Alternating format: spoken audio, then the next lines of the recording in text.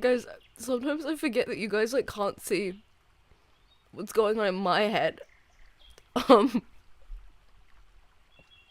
so, like, when I name the stream title what it is, like, you guys don't know what's going on. Because you didn't see the thought process that got me there. I just didn't consider that. Welcome to my stream. Welcome to my stream. Today, we're gonna be playing a game. And then we're gonna read some Harry Potter fanfiction. And the game we're playing today is, we're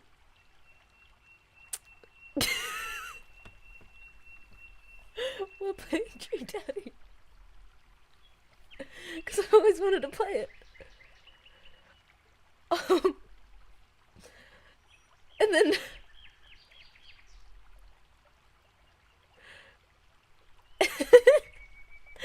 and that's why I called it. That's why I called it what it is, okay? Oh. I do totally look like how I sound, Miyuki, by the way. What do you mean dating sim era? All I ever play is dating sims. What's the KFC one? You know what? If you could send me a link to the KFC one, I might actually play that. That sounds kind of funny. Especially because I don't know anything about KFC. Welcome to my stream, guys. We're gonna play Dream Daddy, and I already know which one I want, because one of these guys looks fucking homeless. Can you tell which one? I don't know.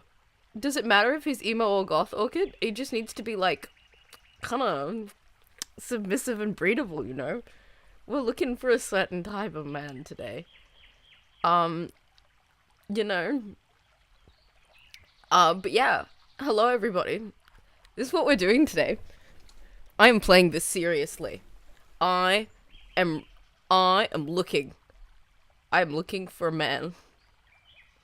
Specifically, my man. But because copyright, we're gonna play some, romantic music. Not this. We're gonna play some romantic music in the background today. So, give me a second, let me find some romantic music. I want something like Careless Whisper, but slowed down.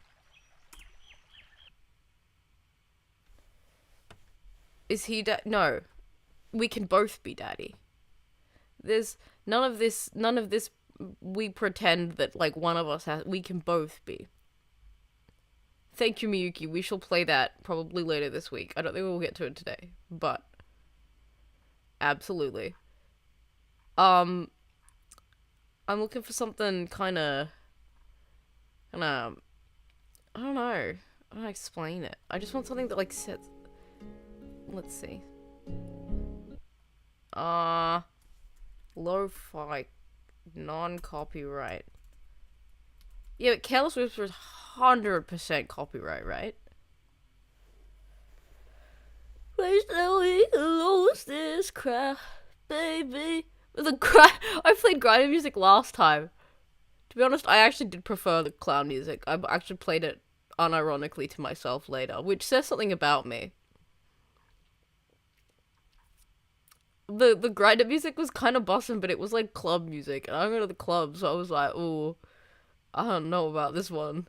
I don't know if this is setting my mood. How about we just play saxophone music? That's sexy. Saxophone, no. There we go. This would be the most, like, oh, yeah!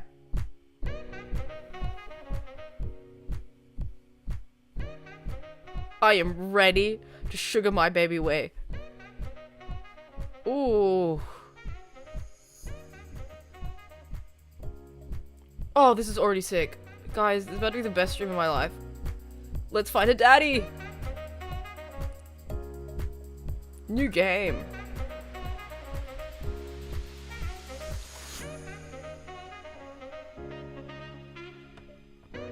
Dad, I have a child? I was not promised a child. Yes. Guys, I didn't know there was gonna be a child. Guys, I keep getting distracted by the music. Should we voice act this? I feel like it's very, like, on point. The children provides work for the coal mines. You're so right about that. You are so right about that. The coal mines are important. Spread my ashes over my recliner. Alright. Okay, well, your corpse better get into the moving van because it's leaving soon. I finally open my eyes and sit up. I'm lying in the middle of the living room, spooning a moving box. I yawn and stretch. I would never say this. This is already inaccurate. Morning, Manda Panda. Yikes, Dad. Breathe. Go brush your teeth. The egg pin is so real. I love the people that just wear shit that, like has no discernible need. Ooh, I kind of already like this one. I guess we should make this size accurate. That's too dark. I'm not that dark. Ah, it's alright.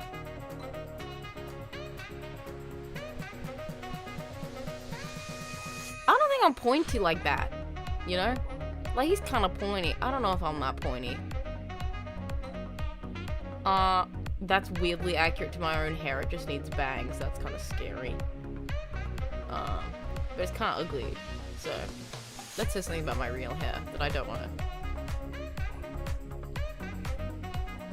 What do you mean change the gender? There's only one gender option. And that is Daddy. Goku? What? There's... Goku? Goku?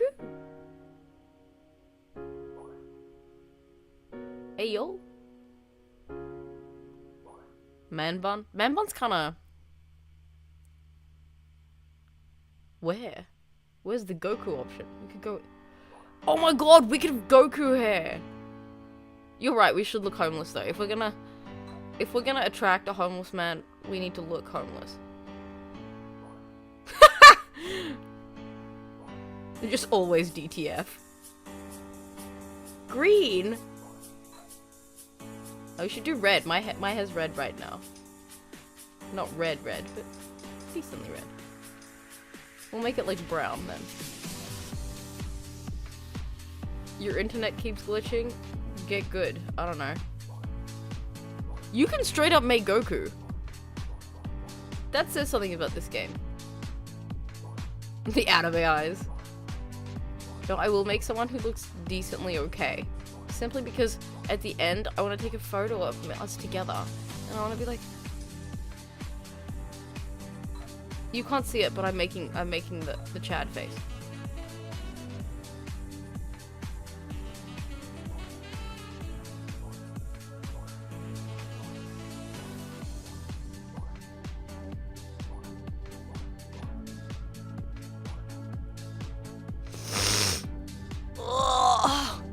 Cries.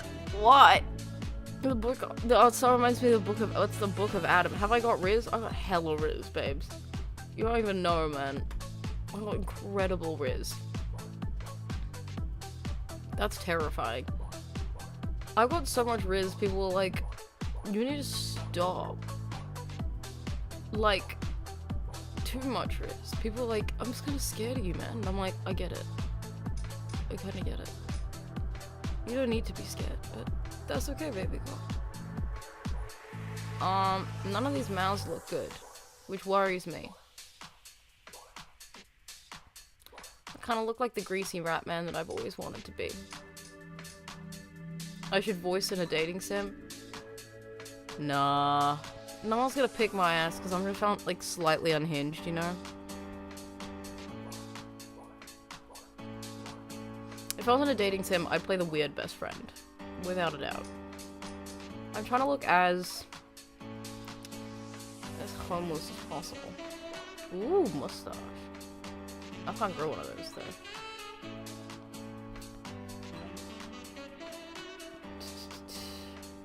Oh, yeah. This is hype as fuck. Because army-themed dating sim. Actually, low-key would kind of slap. That's fucking rancid. What is this? What is this? See, that would be the good option, but I'm not.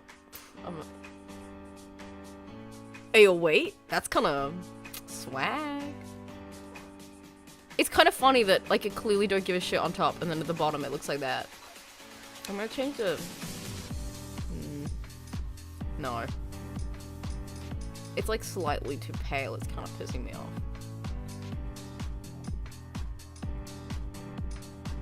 It's a bit brighter. That one makes me want to choose it more. But like, that's too light. Life is hard. I want to go to war. No, you don't. No one wants to go to war. Check your privilege, soldier. Check your fucking privilege. You know what? Fine. That's the one we're gonna go with. What's the difference? What's the difference? This one is a necklace. And body hair. I want that one. I'm looking good, daddy. I'm looking real good. Look at me. I'm looking real good. Nah, we should call it something funnier. No. What's the last name of the kid? Pee-pee? Pee-pee? Oh! Whoops. I didn't check. Be that dad. My last name is Pee-pee. My last name is Pee-pee. My last name? Pee-pee. I'm sorry, I should have waited for chat to catch up. I'm sorry, but I still think Pee-pee was the best option. I do stand by Pee-pee. I think that's kind of funny. What's my last name? Is Pee-pee. It's kind of good. Did you fall asleep packing? Nah. I was trying to escape reality. I am not a toddler. I am a respected adult in my community. Good evening, my lord. Glad to hear your scary thunder. Yes! I am threatening. Fuck everyone here. You will do my bidding. It's kind of hard to be threatening with saxophone music in the background. I got most of it done, I think. Searching around the room, it looks like I did a pretty good job. Every box is sealed except for one. That is a child! Or can you keep your mouth shut? Mika. Wait, straggler. What's in it? Looking into the box, I see a bunch of old photos and little photo albums. Whoa, I haven't seen these in years. I pull out one of those dusty albums from the top of the pile, and we begin looking through it. That's the coolest baby I've ever seen. The only way your father and I could get you to stop crying was to put the sunglasses on you. But whenever we tried to take them off, you'd start crying again. You spent the first 2 years of your life with sunglasses on. I thought she was No! She's our child. You just threatened to date my minor baby. And you know what? Maybe I don't like children. Maybe I think they're a little stinky. Maybe I never wanted her in the first place. Don't tell her that. It'll hurt her feelings. However, I will defend her with my life. As is my right as a parent. Get your bitch ass away from my daughter.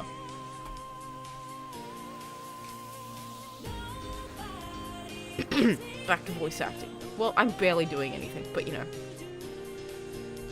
Halloween when you were maybe 4? Oh my god, that dragon costume. You can decide between being a princess or a dragon.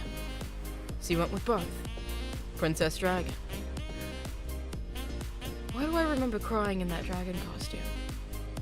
You saw yourself in the mirror and realized you were afraid of dragons. Seeing yourself inside the dragon's mouth was a realization of your greatest fear, I think. June, why do you want to go home? We're having so much fun today. Amanda. Right. Yo, definitely repress that memory. And this is you in your horse face. Dad! Wow. I believe you named that plushie Sir Horsington the Brave. I don't think that was his... Amanda lunges for the photo, but I quickly snatch it away and hold it above her head with my superior dad arms. No, Jaden doesn't clean his room regularly. He cleaned it once. Which is still good. Nice try, but this is important blackmail for later down the road. Go ahead and try me. I've seen pictures of you and your scar band. Ouch, kid. The Scamutus Manifesto had a chance back in the day. I look off into the distance and reminisce about that rad horn section. Hey, everyone's cleaning their room! Hey, it's Emma P. No, Dad, that's Emma R. I didn't meet Emma P until high school. Honey, I promise you, wholeheartedly, that I will never stop mixing those two up. Dad, Emma R's been my best friend since I was 7.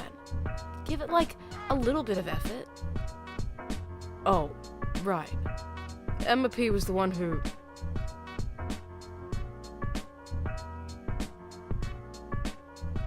What are these options? I'd like to think my daughter isn't hanging out with people that fire flaming tennis balls at people, but at the same time, like, that's kind of sick. And I love arson. I'd be friends with Emma P.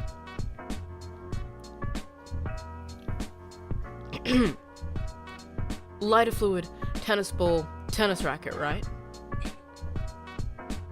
Yeah, see, it was me! I knew it. Dad, that was you. Oh, right. I was a wild child. I was 6 when you did it. Okay, Amanda. I wasn't aiming for the police station. It just happened to be that there was a police station in the vicinity of where I wanted to hit a flaming tennis ball. I'm so real for that. Yeah, I remember you explaining that to the police.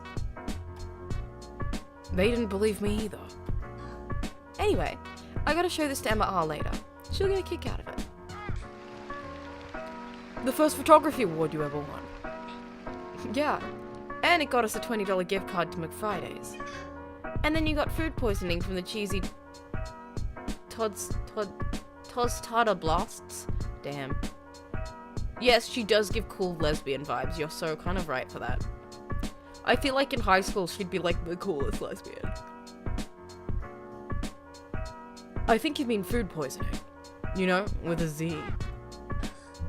Dad. Still can't drive past Still can't drive past McFriday's without gagging. Still proud of you, though. Amanda reaches deep down into the box and pulls out one last photo. Neither of us say a word. We stare at the photo for a long moment. I finally decide to break the silence.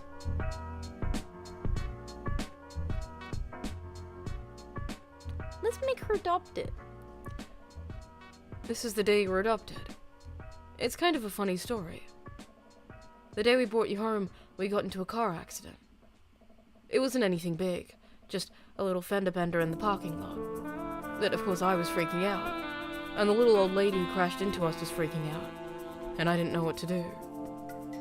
But your father, oh man. He holds my hand and looks me directly in the eyes, the calmest I've ever seen him, and he says, "It's okay. It's all gonna be okay." Oh yeah, happy Pride Month, guys! I don't think I ever told you. He was right, you know. I stare at the picture for longer. Maybe too long. I miss him. I can't even imagine what it must be like for Amanda.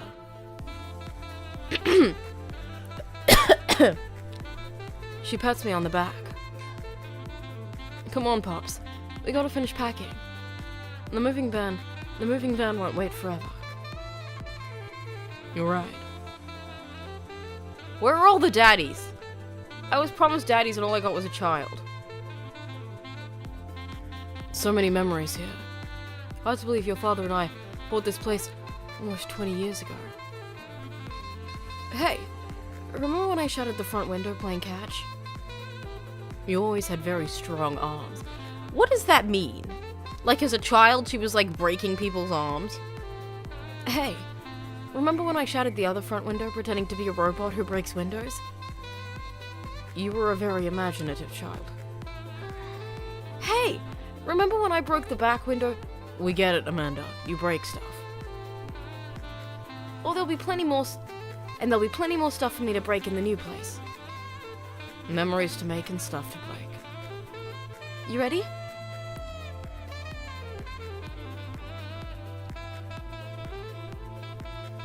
We sit in silence for a moment. I watch my daughter grow up in this house. It will forever hold a place in my heart, but it stings a little bit to leave it behind. I'm ready. The moving van begins to pull away, and I get the car into position to follow it. I watch our house, the old house, disappear in the rearview mirror. So what? Why did I chat a while ago in that minute? I got really angry about having a child. So, Selmy and Arkunio... This kid was born in like the 70s.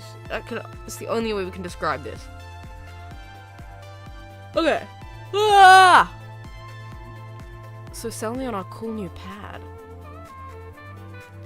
I clear my throat and do my best cheesy announcer voice. Nestled in beautiful scenic downtown Maple Bay, our new house features multiple places to sleep. Not only are there bedrooms for your sleeping pleasure, but couches and force place where you can, yes, catch a wink. What a deal. I mean, if sleep weren't for the weak. You sleep more than anyone I know. I admit my faults, Pops. I keep it real. Anyway, it's also smaller than our last house. Cozier, one might argue. Good spin. I think it's great. Won't we be closer to a lot of cool stuff that we can walk to? So I won't have to waste gas? And, I mean, trying to park downtown is, you know. Amanda, You know you're gonna have to learn how to parallel park at some point, right? I am Amanda. I can't drive, let alone park. Not going to happen, Pops. I think someone needs to do a 3-point turn on their attitude. Are we moving to find Daddy? I'm trying. Bro, it's taking so long. I know! I'm loving the vibes, but I would have skipped the prologue off stream. Shall we? Have we met the neighbors yet? Yeah. Last year of high school. I know where this is going. Just gonna know. I won't forget it. Nice form, sweet pea. I got a problem with authority. I love her. Man, all that karate chopping tucking me out. We need to unpack. Yeah, I'm kind of clean. I would unpack first. Shall we unpack?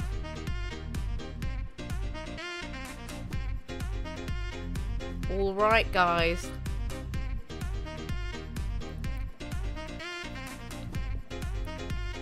It is time.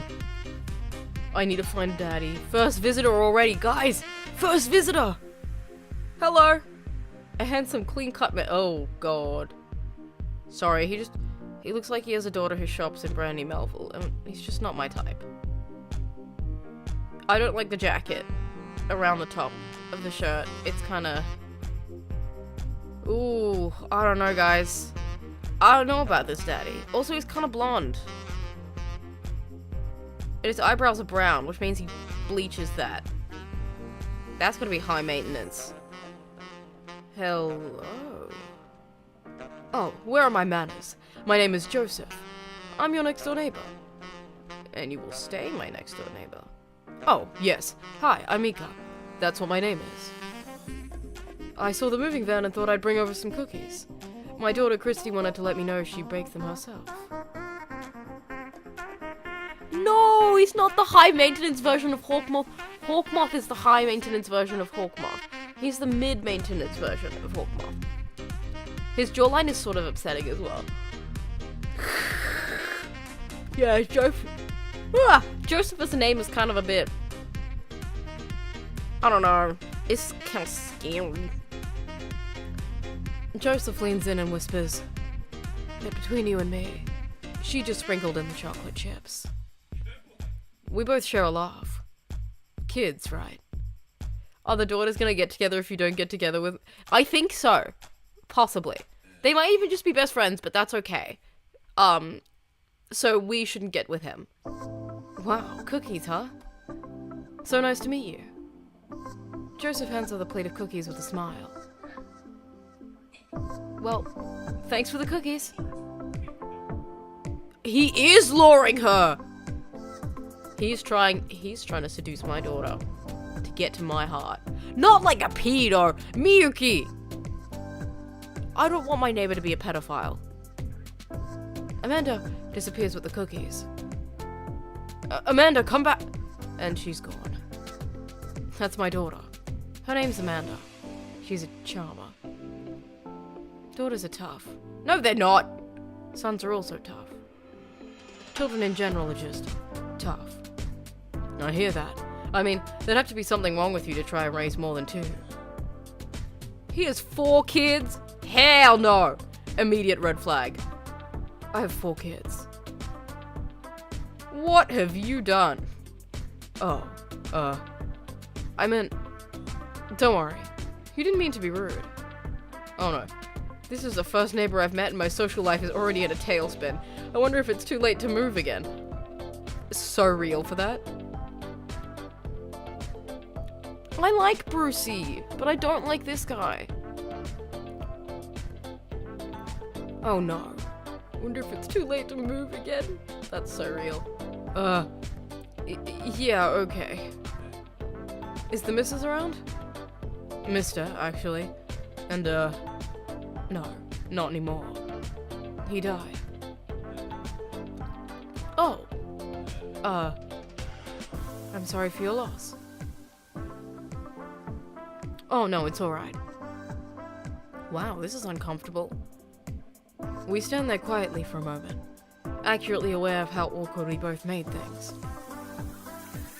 Batman might be hot, quote-unquote, But Brucey, he's my slutty little bitch boy, okay? You can't insult my bitch boy. We love angsty gays. I'm sorry if you're hot. I'm sorry if you're lost, but he's kinda hot. That's so real. I'm sorry. Can you close the door real quick? I look at Joseph quizzically, but comply. After a second, I hear a knock on the door. Opening it, I see Joseph standing there with a huge smile. I think this guy's already married. Hey, I'm your new neighbor, Joseph. I promise not to talk about your dead spouse this time. I'm throwing a barbecue for the cul-de-sac and I'd love you to come by and meet the rest of the neighbors in our community. What'd you say, pal? Honestly, he's so real for that. That sounds great. My daughter Amanda and I would love to stop by. Also, 4 kids is a perfectly normal amount of children to have. We shake hands to seal the deal. Well, neighbor, I'll see you at 3 p.m. sharp on Saturday. Sure thing, neighbor. I don't think you're meant to hate any of these guys. Joseph starts walking away, but stops to think for a second and turns around. Hey, in all seriousness, raising a kid on your own can't be easy. He's the youth minister at the church. No. We can't be friends. We're not gonna get along because, like, I like things that are kinda ungodly.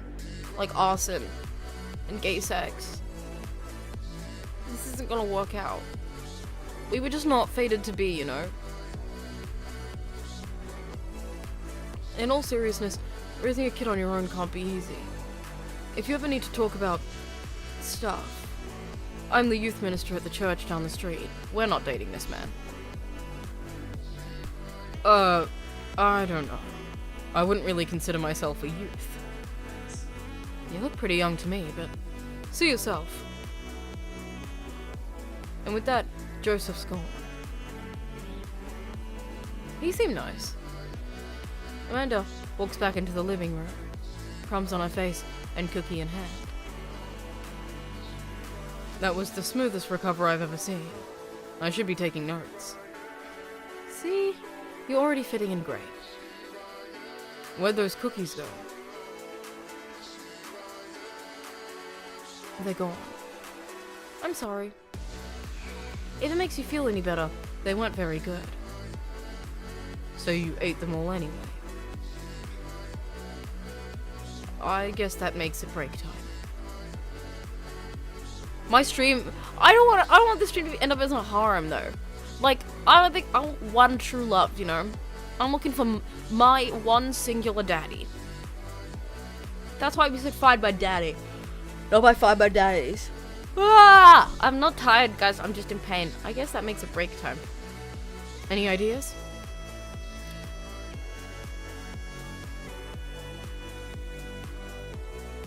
Do you think my homeless daddy lives at the coffee shop? Let's get some coffee. I could use some coffee. I'm feeling a little sluggish and coffee seems like the more responsible option than just taking a nap. I'm proud of you.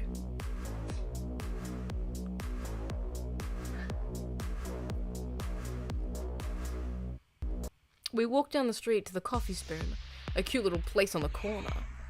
Man, this is such a convenient walking distance from our place. I mean, I guess. What's wrong? Why would I go somewhere else and drink coffee on the couch when I could just drink coffee at home on my own couch and not have to make awkward eye contact with other people? See, I don't believe. I'd prefer to go out. At least when I'm home, some random guy's gonna come up and sit on the recliner next to me and I won't feel like a little weird about it because technically he's not sitting at my table, but he's very much within my personal zone. Dad. And what's the etiquette when you have a dirty mug? Is there a bin? Do you go set it on the counter because you don't know where to put it? Or do you leave it there and free your face flush with shame as you consider the possibility that there is in fact a bin somewhere out of sight and you're just the jerk who left their mug? Dad, are you afraid to meet new people? No. Yes, Amanda! Oh, okay, never mind, I guess I am. Shit. Today I have social anxiety. This is new to me. I'll do my best to, give off that vibe. Ooh, I'm so insecure. I need a daddy to save me. What? A personality? I don't really know. What do I like? I'm not sure. Let me get in. I'm leaving. We walk inside. The inside of the coffee shop is incredibly warm and inviting. Ooh.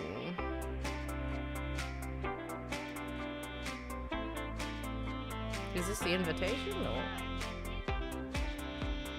His dress sense is atrocious. Just.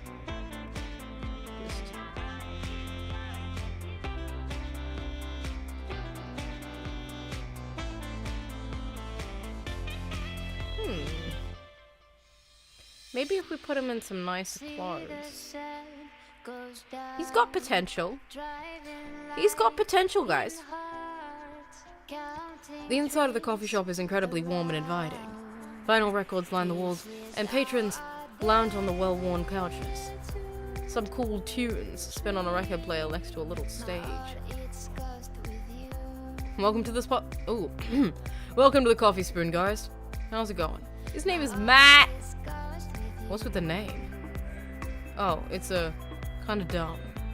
It gets mentioned in this poem I like, and I thought it was a good idea at the time.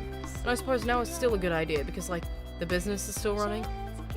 But people ask me that question all the time, and I give them the same answer every time. And now I'm standing here rambling, and I'm sure we're all getting more and more uncomfortable the more I keep talking, but man, we're getting in it now, and I can't stop. So what'll it be?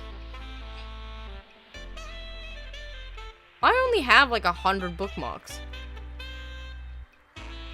I have a spreadsheet filled with the ones that I might read in the future. But like the bookmark ones are the ones I've read like 10 times and I think about constantly in my sleep, you know? I'm awake. I scan the chalkboard menu and immediately feel overwhelmed. I'll have a...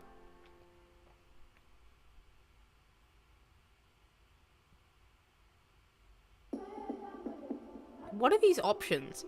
Guys, does anyone know what these options are? I guess we'll go with chai. Because I am Indian.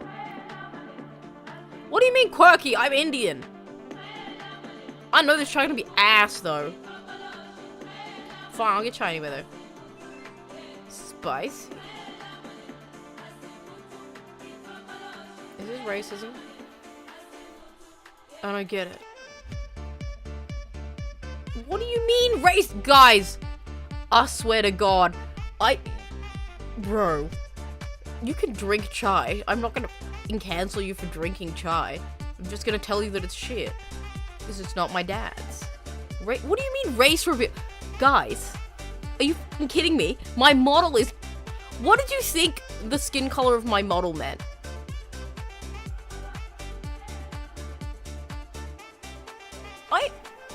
Bro, I'm gonna start posting my face on YouTube more so people don't think I'm like hiding my identity or some shit. Oh my god. It's chai! Only chai. Only chai. What do you mean? What color? It's grey! That's darker than white. And most people only come in a couple of shades. Like there's a limited range. People aren't coming in f***ing red, you know. You know what? Never mind. Never mind.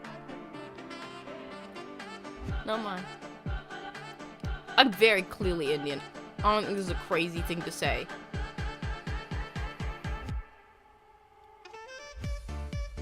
I thought everyone knew. Come on. I'm kind of sad now. Oh, it's a pun. What is a South African rap group? They're pretty well known for their evocative imagery and hyper-stylized music videos. Their music is as catchy as it is disturbing. I'm doing the thing again. But, coming right up. And for you, I'll have a macchiato de marco, please. It doesn't matter what race you are as long as you have good humor. That's so fair. But also, it does matter because I'm Indian and Indians are sexy. Medium. Wait, is Biggie Smalls big or small? I should change that, shouldn't I? Matt sets to making our drinks and Amanda and I take a seat at one of the couches. What's his deal? Let the man make his puns. There are cooler bands than you listen to anyway. Hey. Hey! Scar was cool once. This couch is actually pretty comfy. Maybe not comfier than our couch, but it's alright. Good lumbar support, you sink right into it. Okay, it's comfier than our couch. Amanda nudges me. This place is right next to our house, and that guy seems not only cool, but also just as uncomfortable with talking to other people as you are. You should totally become friends with him. Yeah, Amanda. Friends. I'm not on the hunt for friends! I am looking for solid, concrete, romantic relationships. I want a sugar daddy. I have one goal. I don't have time to mess around with friends. This is a competition. This is a speed run, okay? This is the game of life, and I'm playing to win. Amanda, get with the program. Get with the fucking program. And kids, man, they never understand the gravity of any situation. Ugh, I don't know. Come on, what do you say about meeting new people? No. I can't meet new people if I always stay inside and also don't go outside and also don't talk to people. See? We're making progress. Matt sets her drinks down on our table, and I immediately burn the roof of my mouth. Good one. Hi, we're new in the neighborhood. I'm Amanda, and this is my dad, Miko. Oh, right on. Pleased to meet you both. You watch two of your friends jump each other? Like sexually, or... like... physically fight? Like mugging, or... Miyuki? Shut the fuck up. Oh, fight. Okay. You guys live interesting lives. Interesting. You ought to come by when my daughter's hanging around the shop. Why does everyone in this area have a... oh, you know what? Guys. Of course all of them are gonna have kids. It's called Dream Daddy. Of course.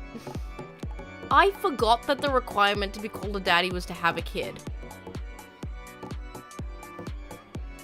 I was like, why are all these dads having kids?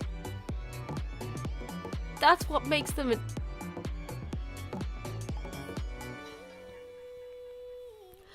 that... I'm a dumbass. I'm a dumbass. I was like, oh god, I hope there's a daddy without a daughter or a son. But there is literally no chance of that happening. You ought to come by when my daughter's hanging around the shop. You two might get along. Might. Yeah, I'm sure we'll maybe come in from time to time. Amanda kicks my leg from under the table. I'm sure we'll be in her a lot. You know what? Let me get you guys' opinion on something. Matt goes into the back and comes out with a fresh plate of something that smells amazing. I'm working on a new banana bread recipe, and I need help coming up with a name for it. Well, I think we're gonna have to taste test it first so we can, get the full flavor profile of, you know, and really appreciate the flavor sensations of... Amanda nods vigorously. She knows this game. Yeah, we need to give that banana bread a taste if you want us doing a free creative labor. I think that would be... I don't know how to say that word, but... I've taught her well. We have trained for this day. I was just gonna give you guys free banana bread anyway? Right. Yeah, that. We do too much. Me and Amanda collectively, we do too much. We're a very dramatic group of kids. This is a lot for us. I don't know if I'm ready for a daughter, guys. I just don't know if I'm ready to raise a kid. I know she looks like she's a teenager, and I've probably been doing this for, like, what, like, at least 15 years or something, but, like, I don't know if I'm ready for it, you know? I'm just a little worried. What if I'm not a good enough dad? What if I kick her out because she's really stinky? Like, what if she really smells, and I'm like, oh, I can't do this, and then I kick her out. But, like, I don't want to kick her out, she's a kid, bro. I'm gonna think about that for a while.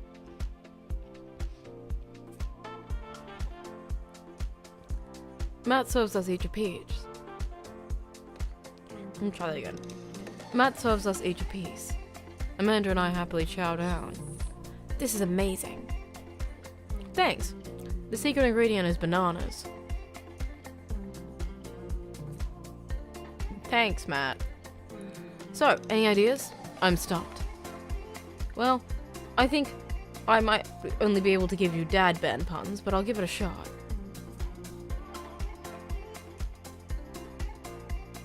Right said banana bread is hilarious. That's what I'm going with. Like, right said Fred, but now it's about banana bread. I think the youngsters would like it despite not getting it. That actually has a nice ring to it. Really? Yeah. Right said banana bread. Strong decisions. That's art, baby. I wanted to say baby because I thought it would sound cool, but once I said it, I realized it just doesn't sound good coming out of my mouth, and maybe I should leave saving baby to the professionals. Enjoy your coffee. Thanks, baby. Ooh, what kind of flirting, though? See, it sounds good when you say it. It sounded good when you said it too, baby boy. Oh! Oh! Who's this man? Who's this man? I knew I'd find this motherfucker in a coffee shop. Look at that man. Look at that. Look at that fucking man. Look at him. Guys, look at that fucking man. He hasn't shaved in weeks. Look at him. That bitch gonna be mine. That bitch is mine. That's my man. He doesn't know it yet, but that's my fucking man. Look at him. Look at him brooding over his cup of coffee. That makes sense. I would like Australians. I am Australian. Same breed, you know. Across the way, a man catches my eye. Yeah, he does. He sits by himself, brooding over a cup of coffee. Our eyes meet just for a moment.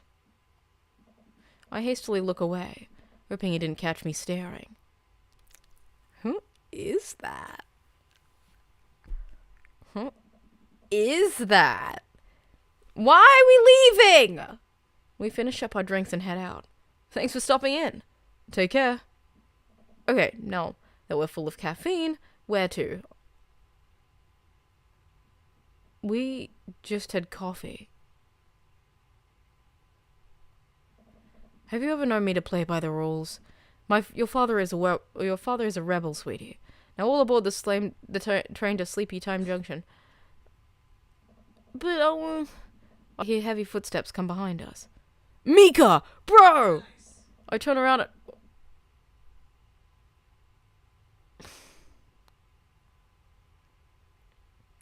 That baby is looking directly in my fucking soul.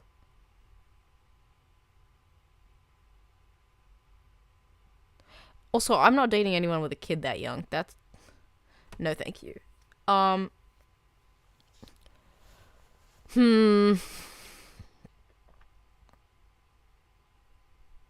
This guy looks like he runs for fun.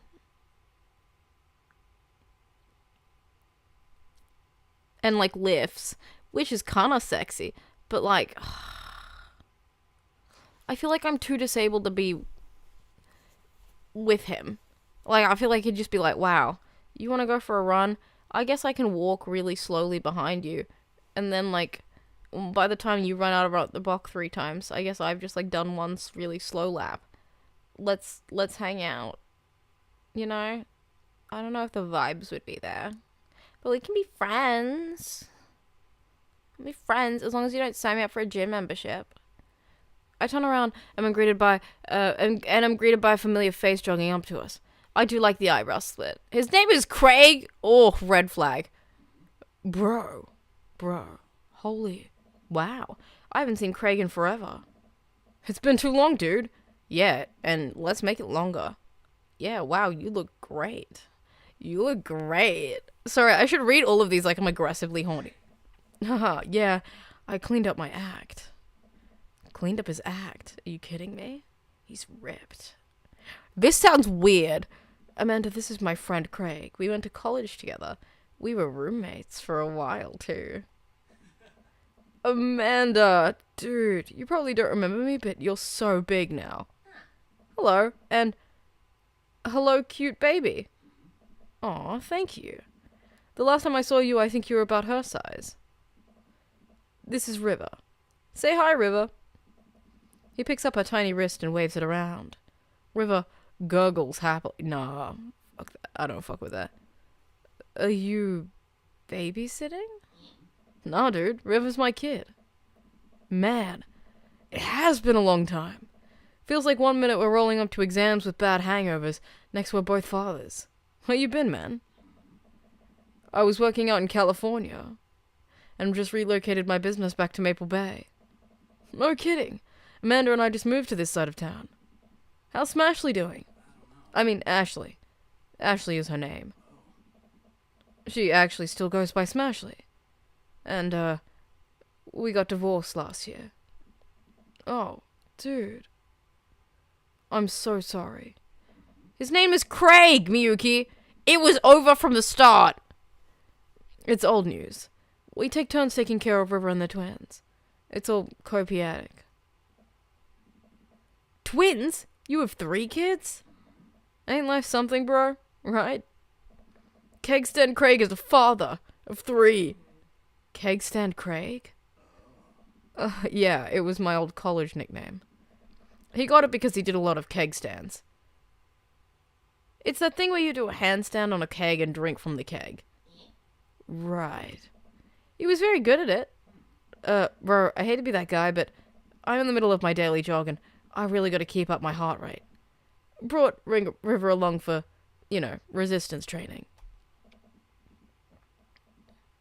You jog daily? I jog yearly. Yearly is an overstatement. I probably jog like bi-yearly. On January 1st. When I promised myself I would never promise this to myself, but you know what? Sure. When I promised myself I'm gonna jog daily for the rest of the year, but give up after 30 minutes and just walk home. Well, it's never too late to get back into it, dude. Oh, sorry, we gotta read this in our Riz voice, Well, it's never too late to get back into it, dude. You should join me sometime. I don't know. Come on, it'd be fun. We could grab breakfast afterwards, catch up. We could do a bro brunch. Like, you know what? That ruined it. The bro brunch, that ruined this. Like the good old days. Alright, sure. Sounds great. Great. Let's get that going soon. I better get moving. Good to see you guys. Craig gives a little wave. Craig, you need to change your name, bitch. Puts his earbuds back in and jogs off. I can't believe Craig is ripped and has kids. I'm reeling. Why's that?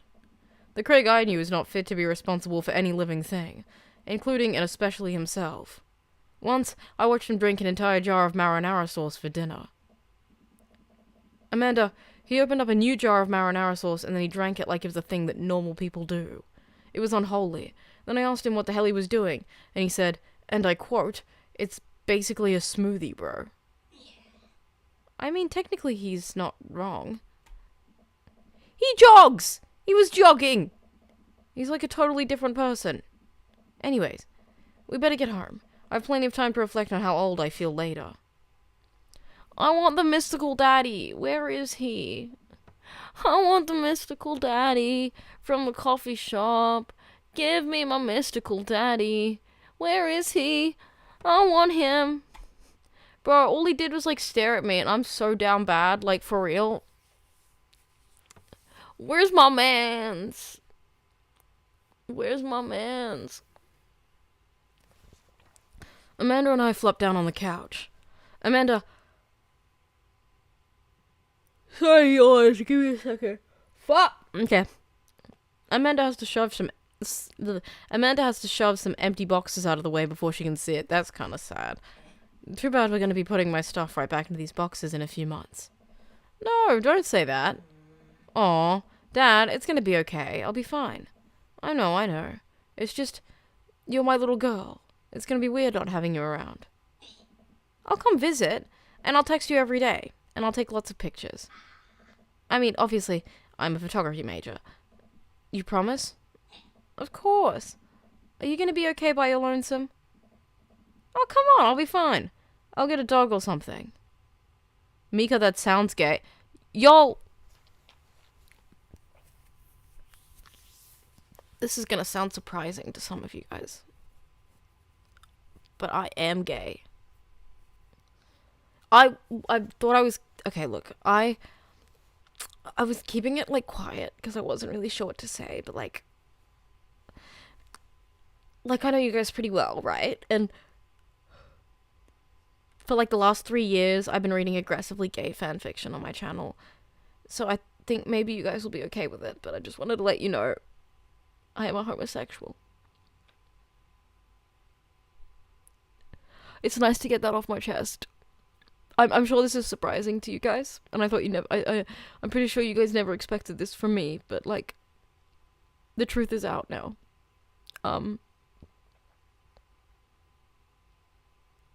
Yeah.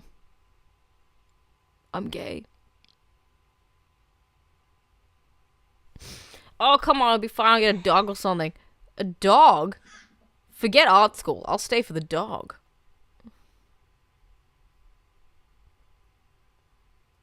I did take an online test yesterday and it did say I was gay. Guys, the music turned off. I didn't even notice. My brain was like not paying attention. Forget art school, I'll stay for the dog. Is that what it's gonna take? Medium-sized dog, handkerchief around the neck, I get to name it. That's what it'll cost for me to give up on my dreams. I'm a woman of simple wants and needs. This one sucks.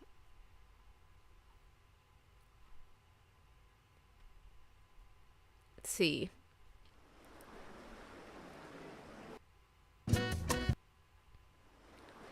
This is kind of nice.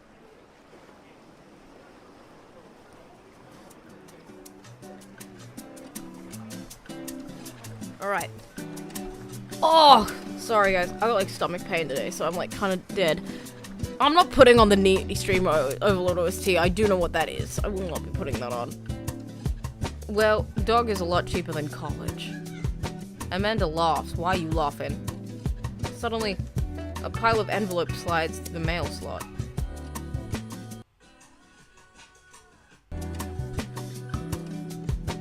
Speaking of college, Amanda darts over to the envelopes and shuffles through them. She pulls one out and throws the rest back on the floor. This is from McGowan College of Art and Design. Open it! But I'm scared. It's just an envelope. Yeah, it's just like my entire future. Not a big deal. She takes a deep breath and rips the letter open with her teeth. We have a letter opener, but okay. There's too many kids in this game! I did download this morning, by the way. I have no idea. Blah blah blah. We have face drops. Regret to inform you that we are unable to offer you admission to the McGowan College of Art. Aw, man. Aw, sweetie. It's okay. I kinda saw it coming. I know I shouldn't put that experimental stuff in my portfolio. The admission officer told me they just wanted to see portraits or whatever. I pull Amanda in for a big hug. You're an amazing photographer. I know how much work you put into your portfolio. Some other school is gonna want to snatch you up for sure. Yeah, I know, it's fine. Are you actually fine, or are you just saying that? I'm fine, really. Her face says the opposite, but I probably shouldn't push her on this. Oh, and before I forget, Emma R and Emma P are sleeping over tonight. So, you need me out of the way because I'm painfully uncool? I would choose more delicate phrasing, but yeah. Well, I'll have you know I conveniently already had plans for tonight. So, you'll have the new place to yourself. Yeah? What are your plans? Quick, think of plans. I'm gonna put on a nice outfit and go tear it up on the dance floor.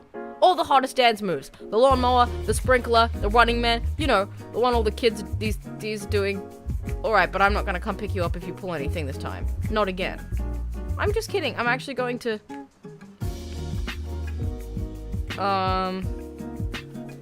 go out and watch the game? Nice. Which game? You know. The game. The one that's on tonight.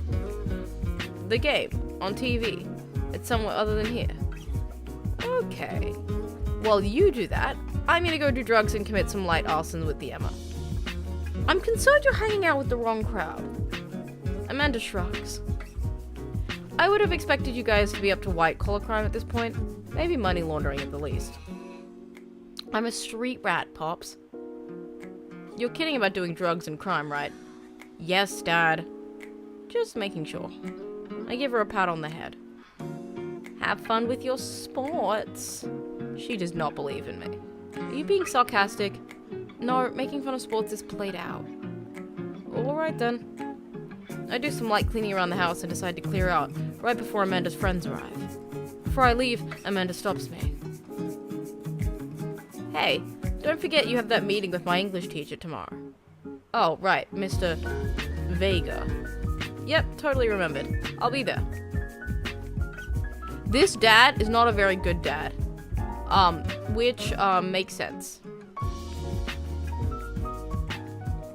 I don't know how to use the GPS on my phone. How old am I? Cool, okay, we're marching. We're marching in the direction of the game. Any game, really. In the distance. Could it be? A big burned out neon sign hanging above a tiny dive bar. Jim and Kim's. Alright, it'll do. The bar is small and dimly lit. Hold on, it's time to check how many... It's time. Give me a second, guys. We're at 9,989. That's the sub count. We need 11 more people. This kind of fits this. Guys, the music kind of fits the vibe, like, very on point. I just realized I'm kind of blocking the text. Should we move? Hold on.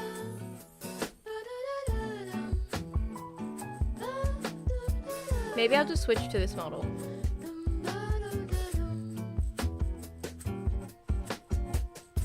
I'm not sure. Maybe. Oh, I got an idea. Give me a second, guys. I got an idea.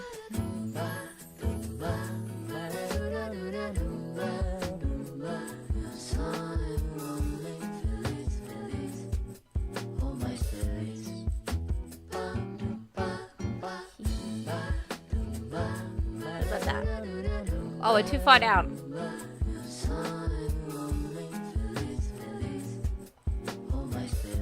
Where am I? Hello? Where am I? How many models? I got 2. And they have 7 outfits each.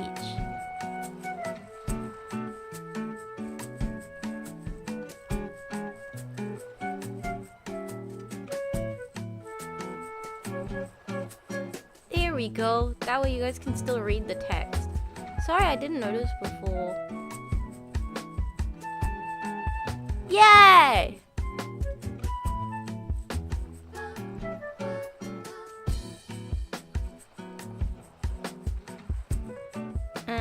We'll switch to this one. We're a cat.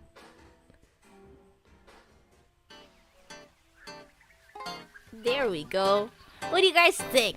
I'm kind of small now.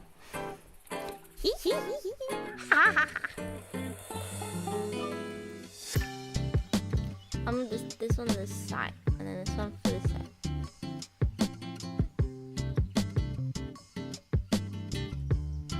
Like that.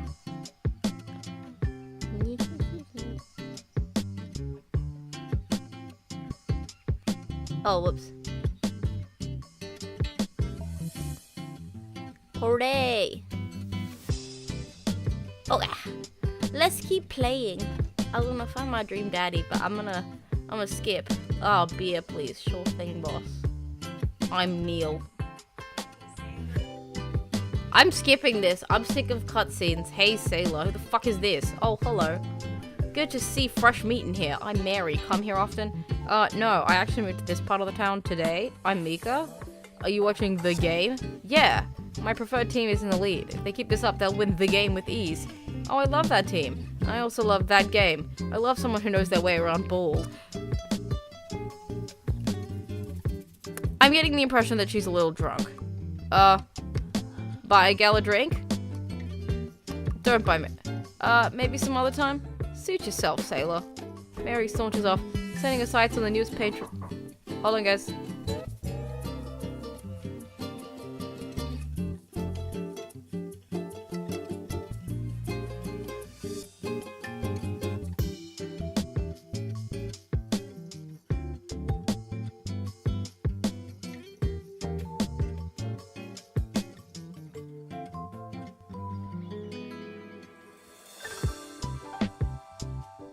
I'm back. I'm very confused. Mary saunters off, setting her sights on the newest bar patron to enter. I happily watch the game over another beer.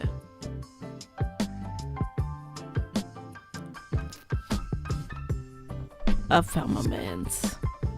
I have acquired a mans. I'm getting this man. This man is mine. You're about to see the Riz. Enjoying the game? I am now that we're winning. Oh, we must be rooting for different teams. In my opinion, my team is far superior. I have to disagree with that.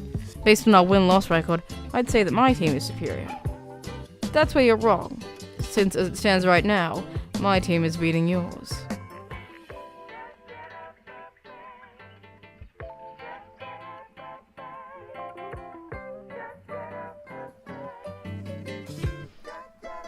Bitch, you gonna be mine. Look at him. His name's f***ing Robert. You know what Robert's nickname is? Dick.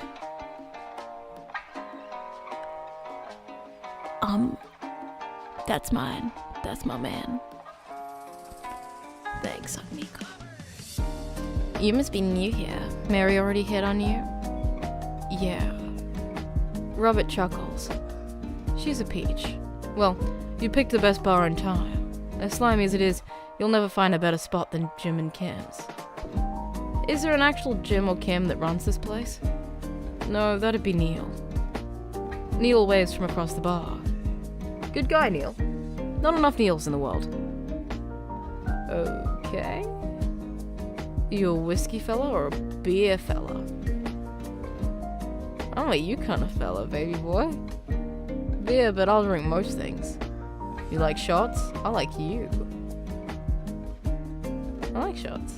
Thank you. Robert nods to Neil, who serves up 2 shots of whiskey. He hands one to me. Here's to your health. We take the shots. The whiskey burns going down, but I try my hardest to look tough. I don't need to. If he's gonna be the tough one, I don't want to be tough. I'll sit back, you know. I'm good. Friends? Bitch, get off the fucking program! Is this what I think making... No, there's no friends. This guy's out of my friend league. No, he's in my date league. He's going straight to hot in country, bitch. Little to homeless! Miki, your taste in men is dog shit, okay? Get with the program. This bitch gonna be mine.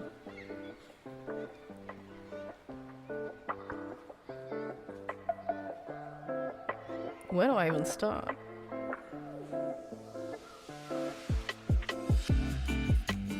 Your face is good. Thanks. Yes! We gotta win. I think this is what flirting is. Man, this guy's mysterious and cool. Way cooler than I am, at least. Robert signals to the bartender for another round. What are you doing here tonight?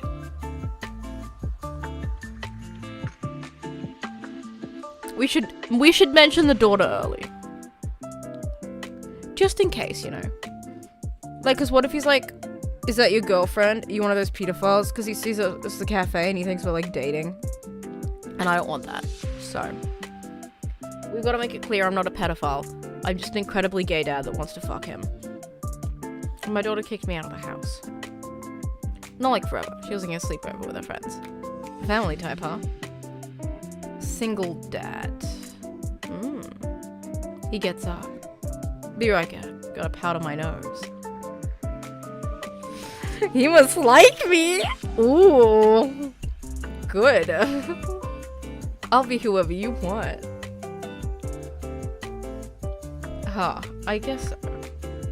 I gotta admit that Robert has a gruff charm to him. If a guy like that thinks I'm cool, then I really must be. Robert comes back from the bathroom and grabs his leather jacket. I'm gonna go home. You heading my way? I'll head your way.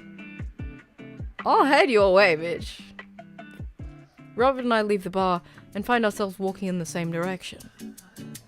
I live in this cul-de-sac down the way. Does everybody live there? Me too. We just finished unpacking today. Great place to be. Good neighbors. Well, some of them. Oh! Who's that? We get to Robert's house, which is just a few houses away from mine. We stop, and he turns to me. I don't kiss and tell, Mika. What? This?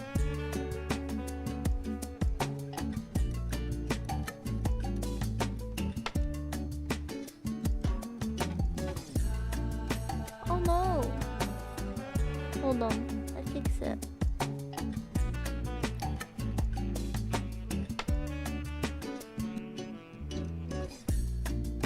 Ta-da! And then...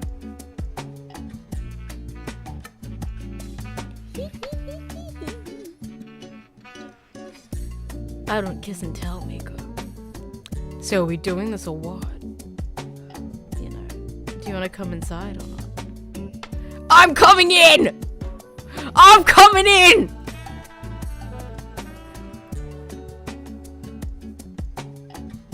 Wow. I don't see why not. That sounded smoother in my head. Let's do it. Woo! I follow him up to his door. He fumbles.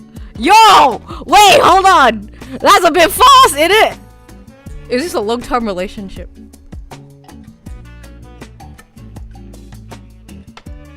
I think I played my cards too well. I think I was a bit of a slut. I'm gonna say it now. I think I girl bossed too hard.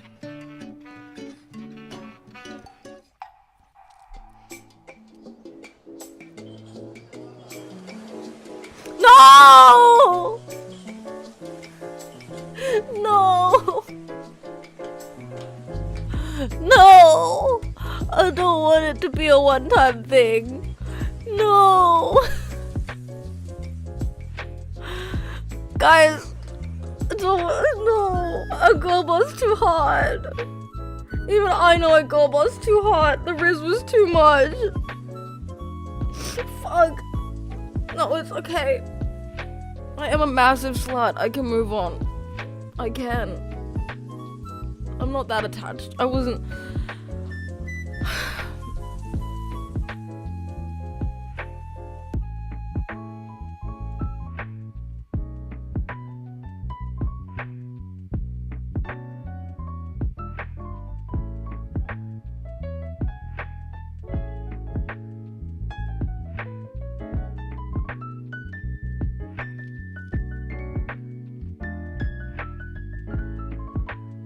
See, like, I should be excited, but I'm not. Like, I got an ending, but, like, not.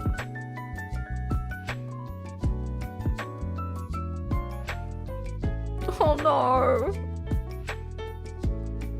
I'm gonna get f***ing killed.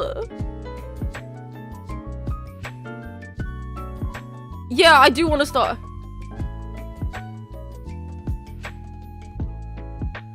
I'm heading home. That's too much. I wanted like a coffee date first. I wanted a coffee date first.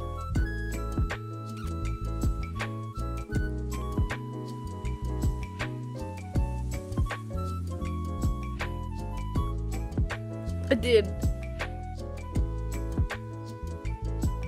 I don't think I played my cards right, y'all.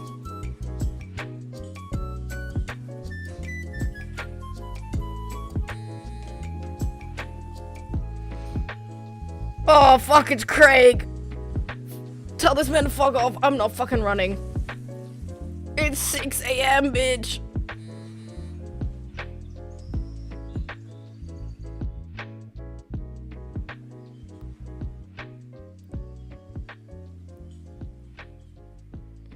This is my backup.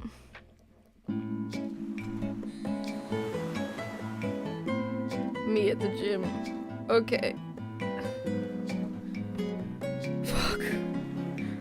Fuck, man.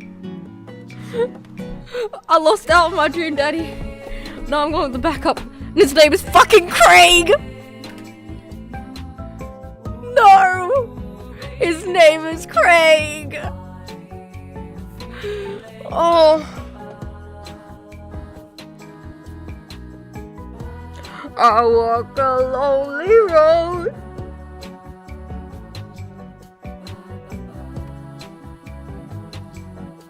Craig.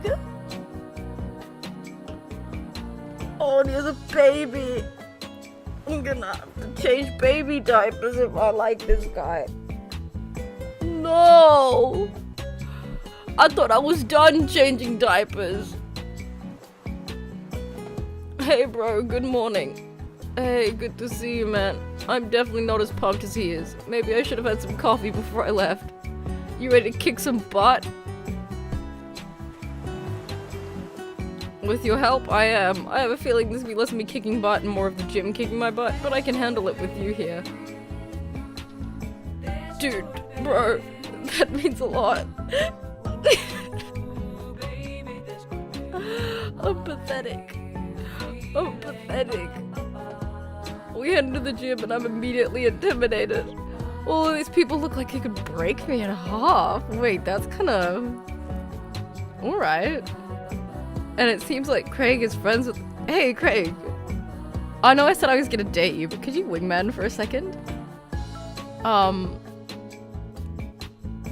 Because I have a feeling at least one of your friends would be a great choice for me, personally.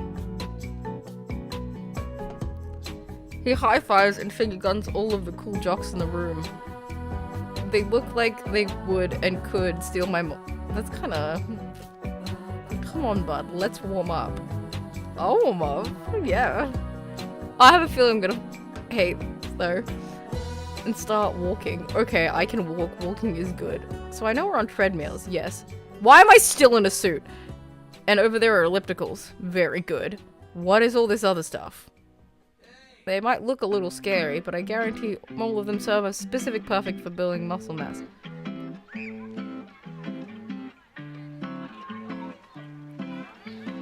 What is that? That's a good question. Or what do you think he's doing?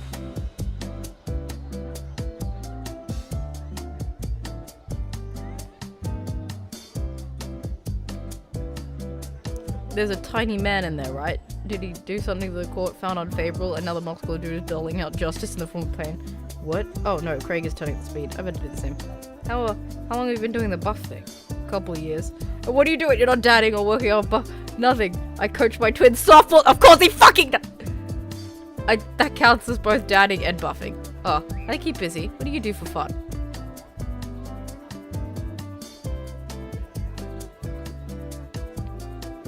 This is gonna sound really lame, but I'm gonna say it anyway. I try to educate myself about the world around me. Like, I'm a sponge for knowledge, soaking up intellectual content. You know, history, the paranormal, wilderness, survival, and aliens. Mostly those things. So you watch the History Channel too, huh? Yes.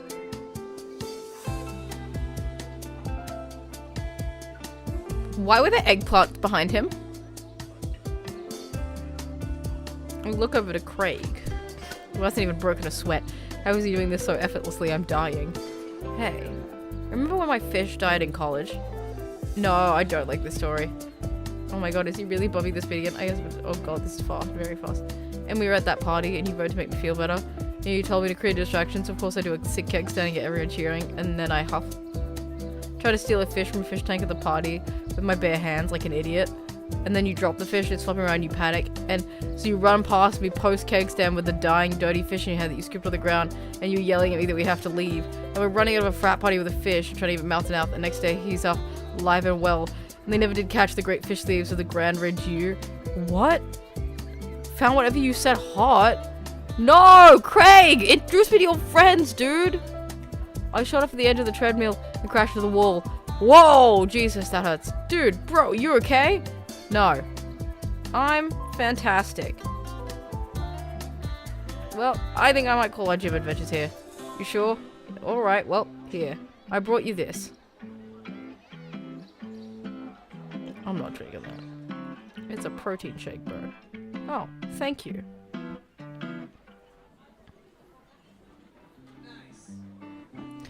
It's not gonna be delicious, don't lie to me. Maybe we could try running around the neighborhood if treadmills aren't your speed. No pun intended, bro. Don't smile at me like that, you smug fucking prick. I'll put ice on this everything. I'll see you around.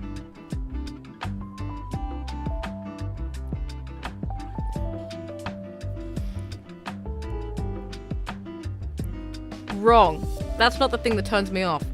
It's that he has twins, a small child, his name is Craig, and that he runs on treadmills for fun. I could get used to the bro thing.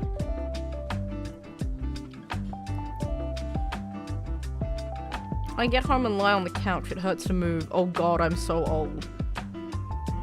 That's just me every day. I'm like, oh, my legs kinda hurt. I'm kinda old. Oops. Oh no, I must have fallen asleep. What time is it? Shoot, it's 3:55. I'm supposed to be at Manda school. I'm the worst dad ever. Run out the door. Put on some clothes, but I'm constantly in a suit. I arrive at Amanda's school and check in at the front desk. They give me a bright orange visitor sticker and send me on my way. I am barely awake and feeling pretty haggard, but hopefully no one will notice.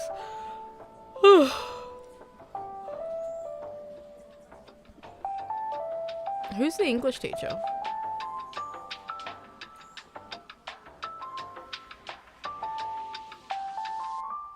Sigh. Yeah, I had a feeling. This kid sucks. Mr. Who? Mr. Vega? I don't know. Have you tried the exit? Okay, wise guy, you gonna help me or not? Sigh. Fine. Up those stairs and to the left. Can't miss him. I spot youth. When you spot a youth. Youth.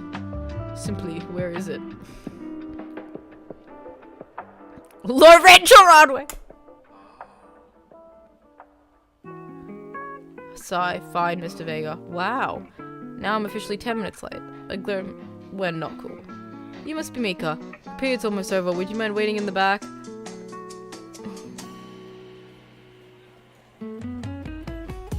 Yeah, our character's pretty funny.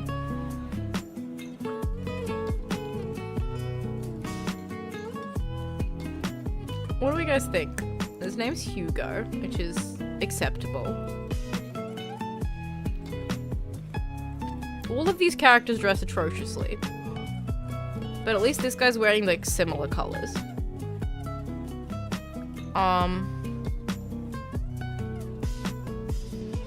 He could be good. And it would be pretty funny to date our daughter's English teacher. So.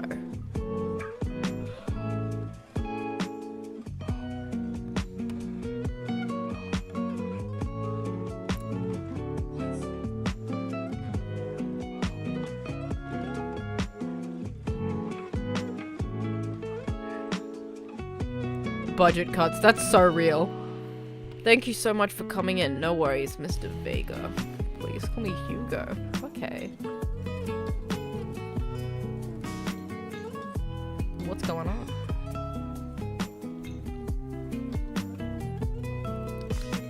We are not manipulating him into giving our kid good grades, but maybe tutoring.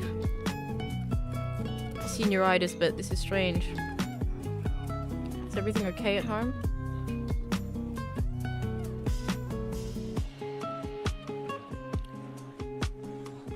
Can talk to her about it. I know she values you a great deal.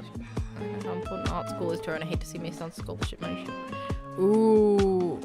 Yeah, exactly. Nepotism. I believe in nepotism, but not cheating. I stop out and think for a moment. Hey, Hugo. They ever catch that right? Yes. Okay. I'm not... Look, he's a little nerdy, but I don't hate a nerd.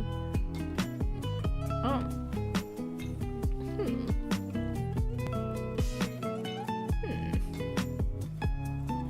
I'm considering it.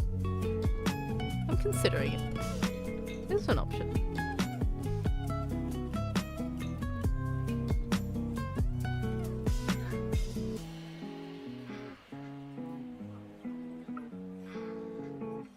Mario Batali.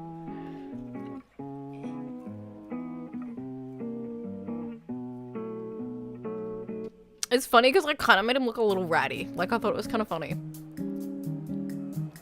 Let's go to the mall food court. Does that sound good to you? Yeah, sure. Why the mall? Jeez, can't a daughter take his dad to take the will you buy me something? I'll buy you a thing. Singular. Sounds like a deal to me. You know, sometimes when a kid gets older, they find that they have to keep things hidden from their parents. We can pull anyone. Yes, we can. That's because of my riz. Even while looking kind of a little bit like a rat, I'm still pulling. Because sometimes that's what kids do, and that's okay. Sometimes it's also have to good parents, because, you know, sometimes maybe the parents want to do is, yeah, maybe, you know what? Have you been reading my tweets? You have a Twitter? What? Never mind. Look, sweetie, Mr. Vega says you haven't been participating. Wait, this, you know what? I'm kind of funny. She's kind of funny. I kind of like this. Oh, I'm fine, Pop. Senioritis and all that. I thought you liked Mr. Vega's class. I'm fine. He's fine. She likes him. I Amanda. She's still texting. Just, I want you to know you can talk to me about, She just want me to know about you. That's frustrating. I heard Emma's also going to that fancy art school in California. That's exciting. Yep. Are you bummed that you guys aren't going to the same school? Yep. Amanda keeps texting. She stifles a laugh. What's so funny? I don't think you'd get it. Okay.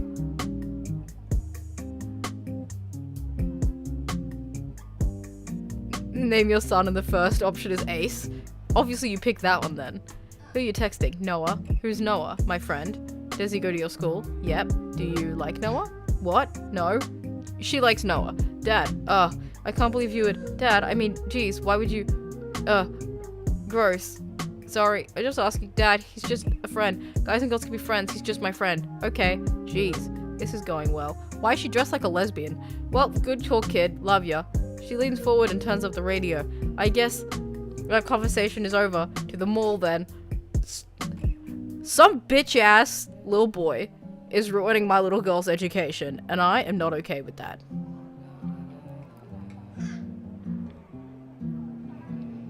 Let's go meet some hot people. Why are we eating nachos in the mall food court? Which meme? All the memes. I'm skipping this. I want to meet a daddy. The goth store. Oh, yes, the goth store. Do you guys go to the goth store? I'm so proud, Amanda. Speech. Alright, I'll do it if you stop chanting. I clear my throat. Thank you for joining us to commemorate a historic moment with forever shape.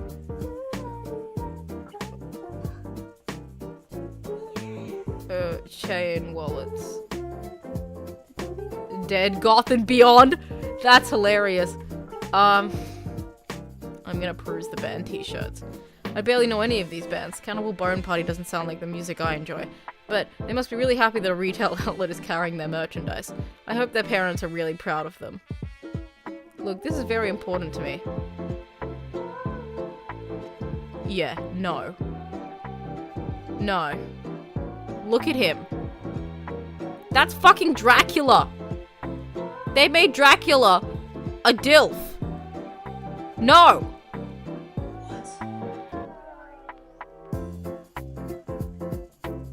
He's a Karen!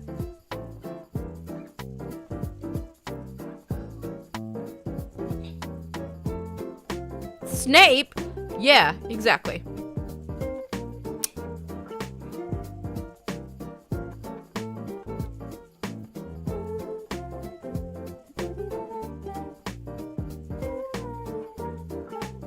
I will not. He's so not my type. Long haul paranormal ice road ghost truck is on you. Hell yes. Okay, sure. Why all I do is talk to my daughter? Look, I'm sure if I gave a fuck about the daughter more than I do, it would mean something. But right now, oh, it's the day to meet our neighbor who makes beef. There's food. I'm excited. I wanna go meet a DILF. Oh god, it's Joseph. No. Oh god, look at that little shit. That's fucking Draco Malfoy.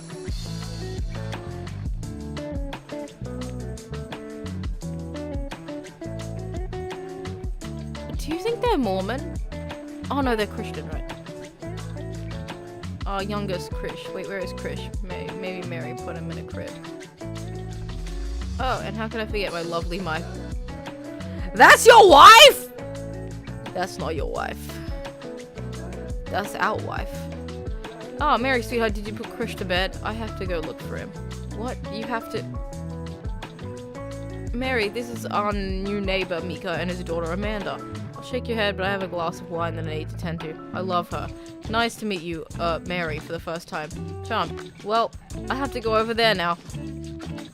What the fuck? I wonder if Joseph knows. I wonder if Mary knows that Joseph knows. I wonder if both... Oh god, man. Please enjoy the butt, bro! Bro! Your wife is the local bar flirt. Have you met Brian yet? Brian?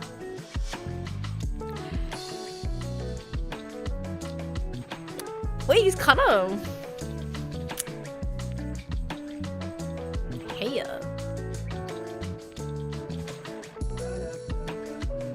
I like him. He looks powerful.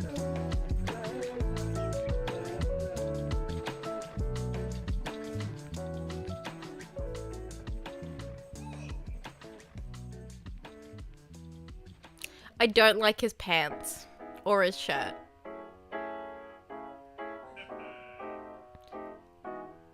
Which house did I move into? The one that was empty, bitch. Is he trying to one-up me?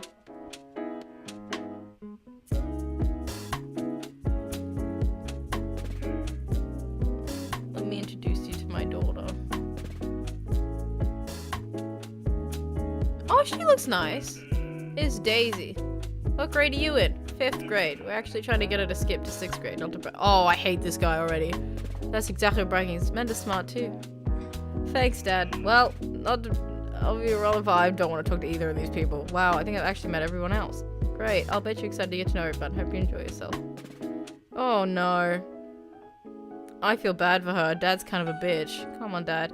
Who are you gonna party with when I go off to school? But I don't want to have to do pleasantries. Dad? Ugh, they're gonna talk about the weather.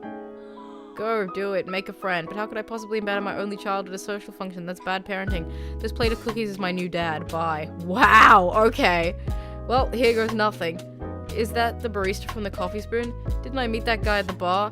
That guy who kept trying to one-up me? Isn't that the guy who was throwing a fit in Dead Gotham Beyond? Isn't that Amanda's teacher? Hey, I know Craig. But wait a second. All these people live in our cul-de-sac? That can't be right. I'll better investigate.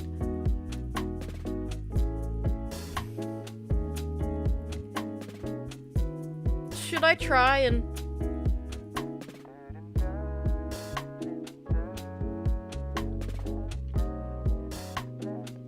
Should I try and talk to Robert? Is it worth it?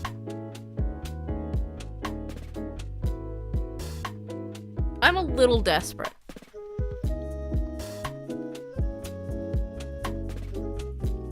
Ah, this prick's also here. He's gonna tell me that my daughter's ugly because his daughter's cute or something. I don't want to deal with being one up by Brian or whatever. No, they caught me staring. Oh no, Brian's waving me over. Shoot, I flash a smile and walk over to them. Hey, guys.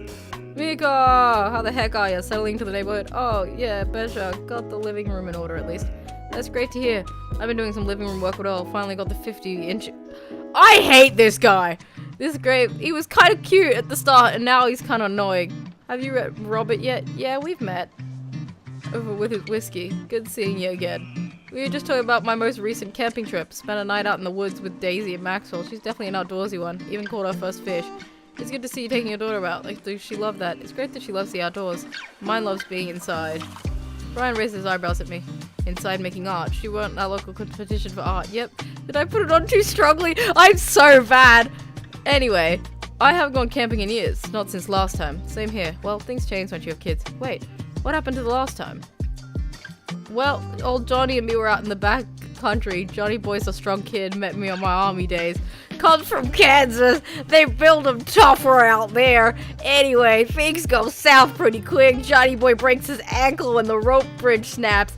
You can see the bone popping out through the skin. Johnny Boy's screaming now, crying for his mama, losing blood. We're 2 days out from the next living solid. Here I am with my dear friend bleeding out in front of me. I'm able to dress the wound, but now I gotta fireman carry a 6 foot, 180-pound man over some of the toughest terrain I've ever been in.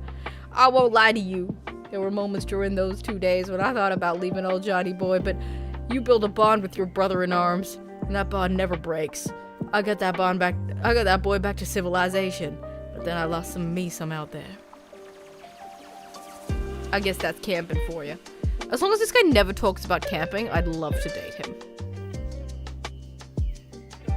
I'm just kidding. My friend John and I went inner tubing down a river and he lost a flip-flop. Miss that kid. Brian and I you know what? No, he's kind of fucking hilarious. Or am I kidding? Brian and I tense up again. I'm kidding. Phew. Amanda and Daisy barrel up to us, laughing. Daisy's holding a paper plate in front of her like a steering wheel. We've got to get off this haunted truck! Oh no, the ghost locked the door! Quick, hit the emergency escape button. The trucks don't have emergency escape buttons.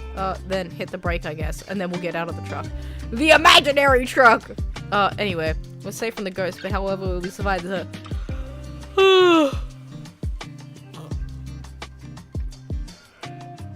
Long haul ice road paranormal ghost truckers. Man, and I love that show. It's the best, especially that episode of Color. I don't watch a lot of television, but I do enjoy that show. That and war documentaries. That's a red flag, isn't it? It's kind of a red flag. Depends how he's enjoying them, I guess. Live a little. Damn, alright. Let's go find kindling for a fire. Okay. Bro, they spend too much on the kids' dialogue. It's nice that he's not trying to one-up me. She bit people. Required to by law. Since they're playing along so well, they do seem to get along really well. I like that this guy just...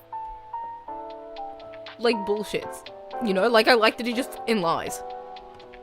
Oh, I guess I'm done. I'm gonna burger. I'm actually good. I don't want to talk to anyone else. And that's what to do. Let's work some magic. You guys think this is my first time in front of a grill? Yes. Joseph's known around here for his grillmanship. He's ungrillable. That's fucking hilarious. I tried to get on his level, but I just can't catch up. Okay, man. Let us keep studying. There's a rare quality about him.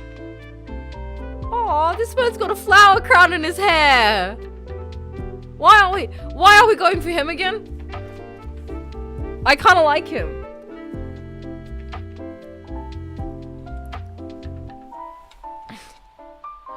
Mustard, I can't just appreciate the honest. I've never seen him make a mistake. Okay. Okay. Okay, we need to stop. This is getting too cheesy. Please stop. All the children of the party boo the glorious display of buns in unison.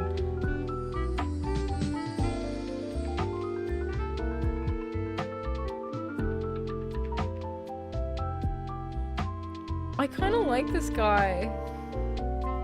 And he works at a cafe. And he didn't try me on the first, like, meeting. And it's not, like, super awkward with him.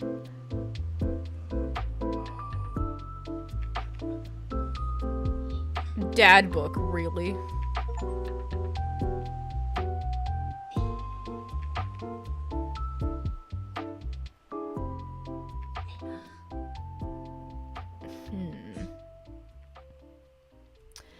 Okay, guys, we need to consider our options.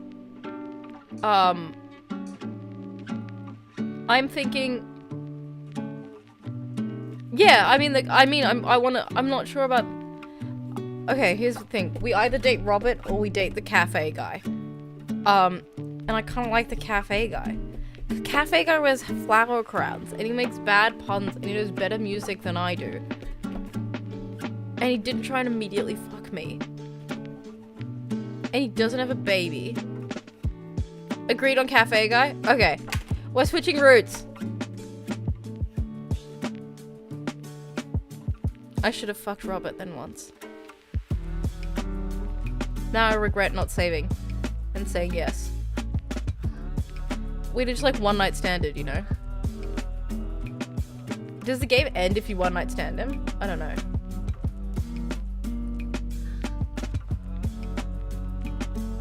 I'm gonna work on some stuff. Dad stuff. Just relaxing tonight. Have fun.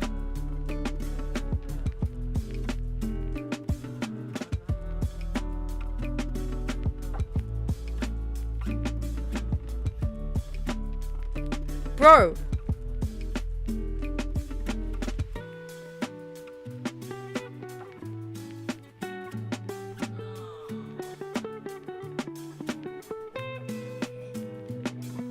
Bro.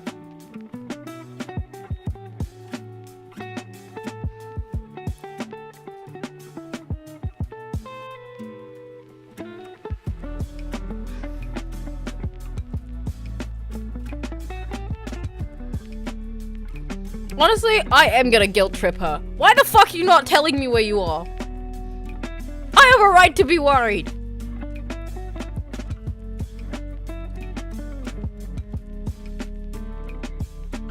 Aww. I feel bad for this protagonist, man. Yeah, you should.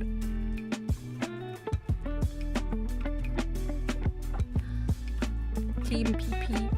Team PP! How is she gonna make friends? Her name's Amanda PP. I want some eggs, sprinkle some cheese on it. Alright, I'm off to school. Smell you later. Wait, one more thing before you go. Where's Dad book? What's a social media platform? Bro, I am not that old. I know what social media is. On a Friday night, you are most likely to. Let's seduce this cafe man.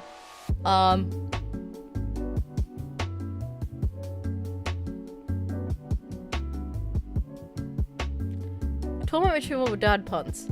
If you could take one thing out with you on a desert island, what would it be?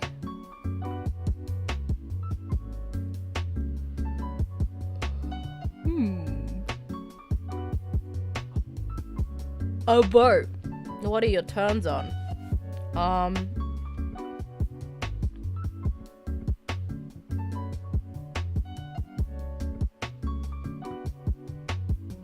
Dork. What do you want to be when you grow up? Hot. I want to be hot.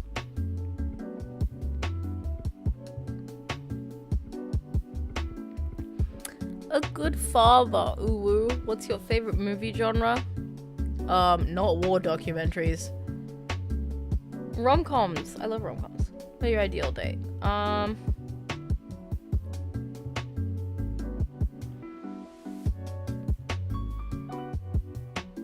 Arson. What do you never leave home without?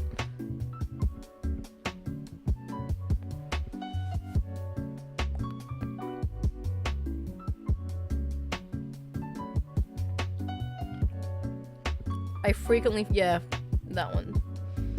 Spend a lot of time thinking about when I can next get a cup of coffee. Profile complete. See, that wasn't so bad. Yeah, that was actually kind of fun. I could totally spend all day on here looking at people's profiles. You can message one of them, or more than one of them. All of these dads seem pretty interesting. Okay, I promise you I'll make some friends. Amanda gives me a hug. Go get him, Dad.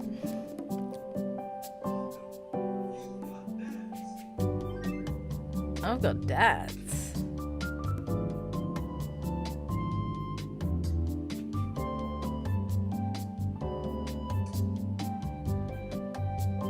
Alright, Matt. You do have the best name out of pretty much everyone here.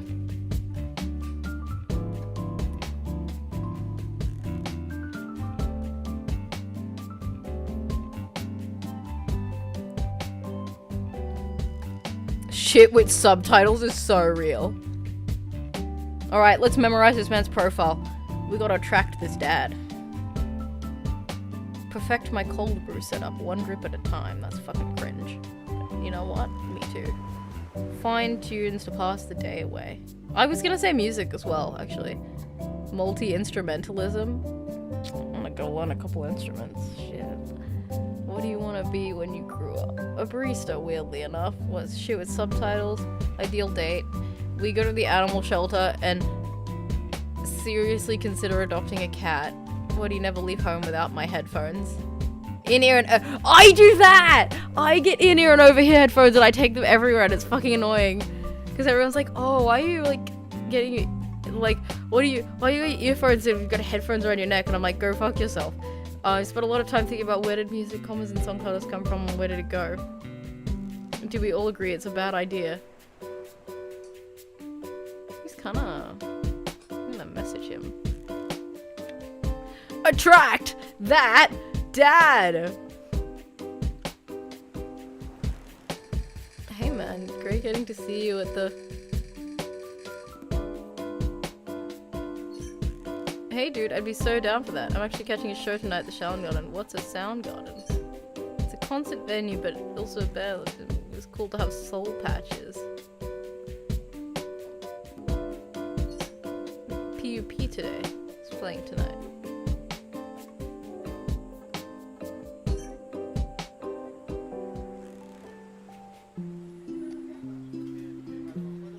I'm going to this concert.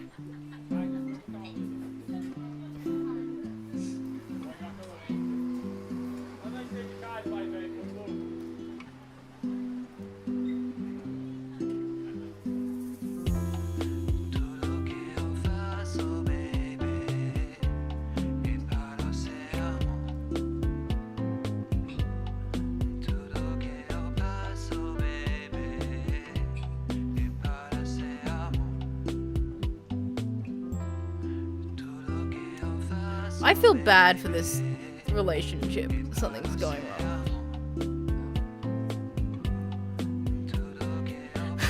How do I be cool? It's gonna be a long night.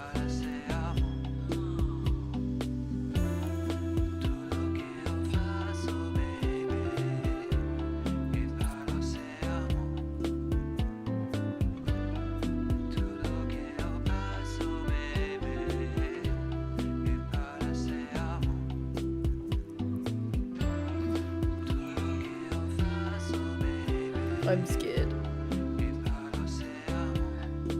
Canadian punk. That's like chill.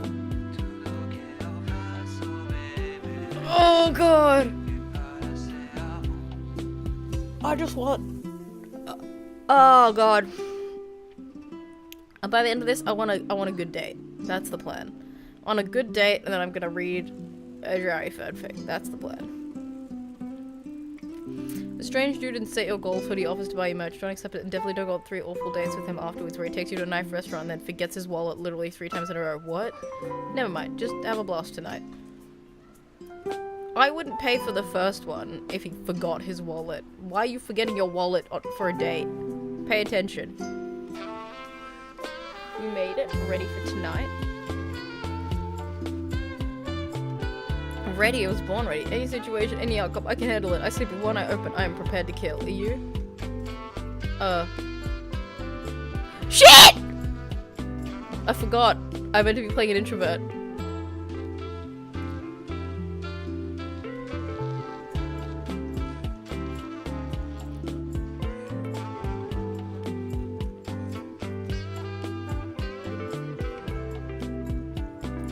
No! I messed up. Okay, we gotta play an introvert, guys. Enjoy yourself tonight. Okay. We finally find ourselves in a small venue with a stage at one end and a bar at another. Most people here are closer to Amanda's age than mine. I suddenly feel very out of place. This guy's down with the kids. My waning youth is showing. I am suddenly aware of my mortality. Where were the good years of my life? Will Amanda still love me as we both grow older? Wait, is C-punk actually a genre? Matt, you made it. A younger kid runs up and high-fives Matt. That's a red flag. A younger kid runs off and Matt turns to me, shuddering. I get nervous when people surprise high-five me. Me too. I'm like a small animal. Loud noises and large groups of people frighten me. Do you also enjoy curling up into a patch of sunlight to take a nap? That's my favorite thing to do. A couple of other people all notice Matt's in the crowd and yell hey as well. Matt waves and hugs a couple people. He seems really in his element here. Matt turns his attention back to me. I am so afraid of all of these people. Oh my god! Let's go grab a beer. Matt and I light up the back. Why is this guy... This guy is literally just like, I'm so not social, and then he knows everyone. A couple more people notice Matt and tip their drinks in. Oh my... Seems like you're a popular guy out here. Yeah, I go to a lot of shows. This is a really cool spot.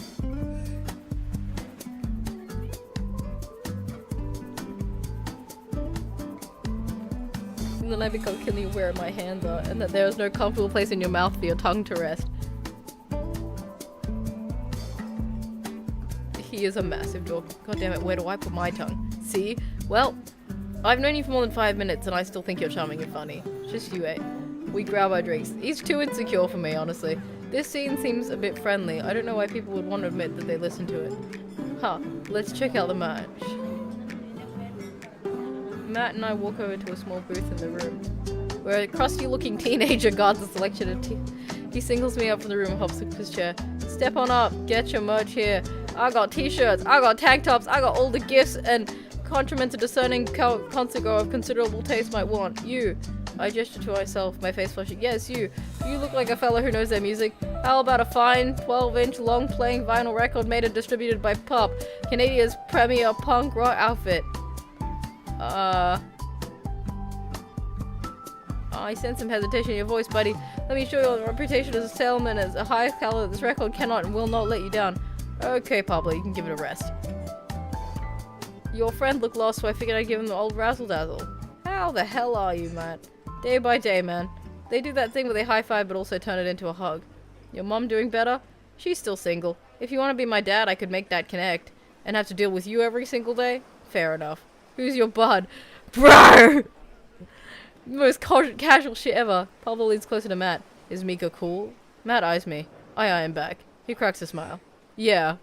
Pablo brings me in for a bro hug. My dude! Yeah! I know what to say, but give the courtesy 2 pats to the back. It is customary in a society for people you don't know super well but still want to be friendly to.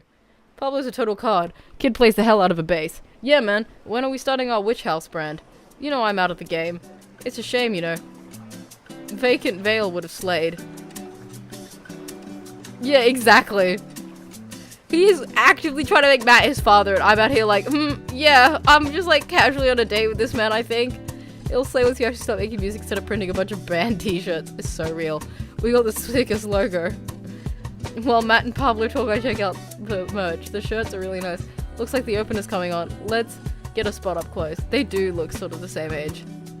Matt and I walk over to the stage where a crowd begins to form. The band walks on stage and picks up a variety of strange instruments. Is that a harpsichord? The lead singer addresses the crowd. He has a mandolin slung behind his back. Hey, what's up everyone? We're Jonathan Jones and the Speakeasy Choir. Of course they fucking are. My name's Daniel. Let's start the show. Oh no, these guys. What? Without time to respond, the band starts playing the most cacophonous noises I've ever heard. What is this? Matt doesn't say anything. He just hands me earplugs. That's so real. Thanks! I put the earplugs in, and whatever the hell is assaulting my ears gets a lot quieter.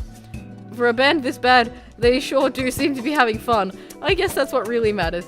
Jesus, did that cellist just break his bow in half? I still don't get this. The set seems to go on forever. There's no breaks in the song, and I think one of the band members' jobs is specifically just to burn poetry on stage. I turn to Matt and try to start a conversation.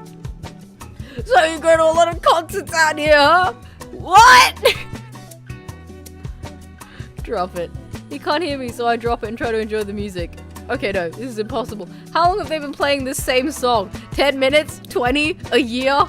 Eventually the set ends, but only after the drummer sprains his ankle during a saxophone solo. The bro who wrote this fucking script. They promised it was part of the act as he was carried off stage crying. Matt and I pull out our earplugs. Man, that was something. I promise PUP is much better. I just have a lot of questions that I know I'll never get the answer to. Oh yeah, he sprains his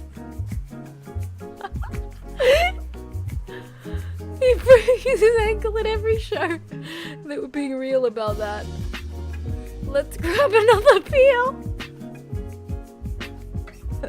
That sounds like the sickest band ever. I would defend them with my life purely because I think they would be fucking hilarious. That's amazing. Who the fuck wrote this script? This script was written by a crazy person, my dude. We grab our beers and I try and follow Matt back to our spot. There's also so many people that I'm having a hard time keeping up. As I work my way through the throngs of excited concert goers, I realize I've lost Matt entirely. I stop and look around, seeing nothing but a sea of hip 20-somethings. I'm lost. How am I ever gonna find Matt here? Where's the exit? Are there even exits? What if I'm trapped in this building forever? Am I gonna see my daughter ever again? What if that terrible band gets back on stage? What if... Suddenly a hand reaches out to grab me. Almost lost you, buddy. Whew, I got really nervous for a second there. You and me both, dude. He takes my hand and leads me back towards the stage. I feel myself blushing a little. We settle back to our spot and wait for the band to start. Busy place, huh? Yeah, pop really brings out a crowd. So you go to concerts a lot? Oh yeah. This is one of my absolute favorite things in the world. I think it's one thing to listen to music and connect with it, but when you're in a room full of people connecting with the music just the same way that you are, that's magic. I suddenly have the urge to pee. Curse my tiny dad bladder. I've never heard it put that way. That's really beautiful. Also, I have to pee. Hurry up, man, they're about to go on. Damn, okay. I squeezed my way out of the crowd towards the restroom. I really should have gone before I left the house, but Amanda was watching beauty videos in the bathroom. She had an eyeliner wing going halfway across the face, which was actually a pretty good look. I'm so proud of her. I make it to the restroom finally, but it's one of those single-person restrooms with a line forming outside of it. As soon as I finish my business, the band starts. Crap, the people were lining all crowd up against as PUP plays their first song. Dad tip 25, drink plenty of water. I'm being trampled by all these rowdy youths. How do you avoid the youths? Oh, like that. I'm dead.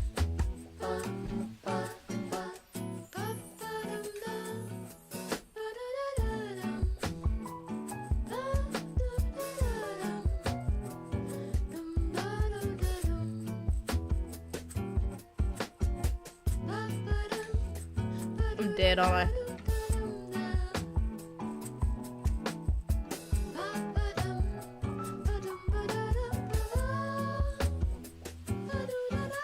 I got a heart, and I lost my life. Fuck. I'm so dead, bro.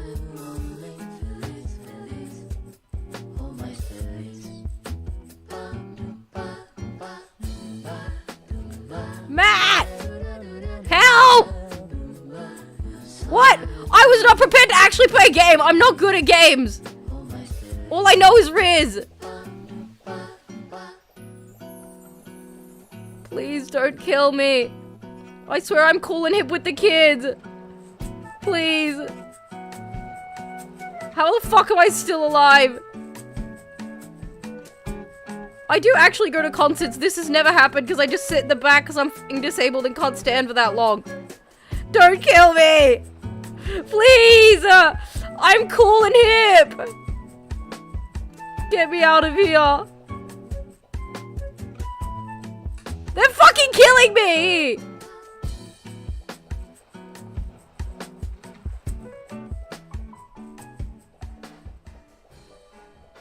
I'm fucking jumping! I'm jumping! I'm jumping!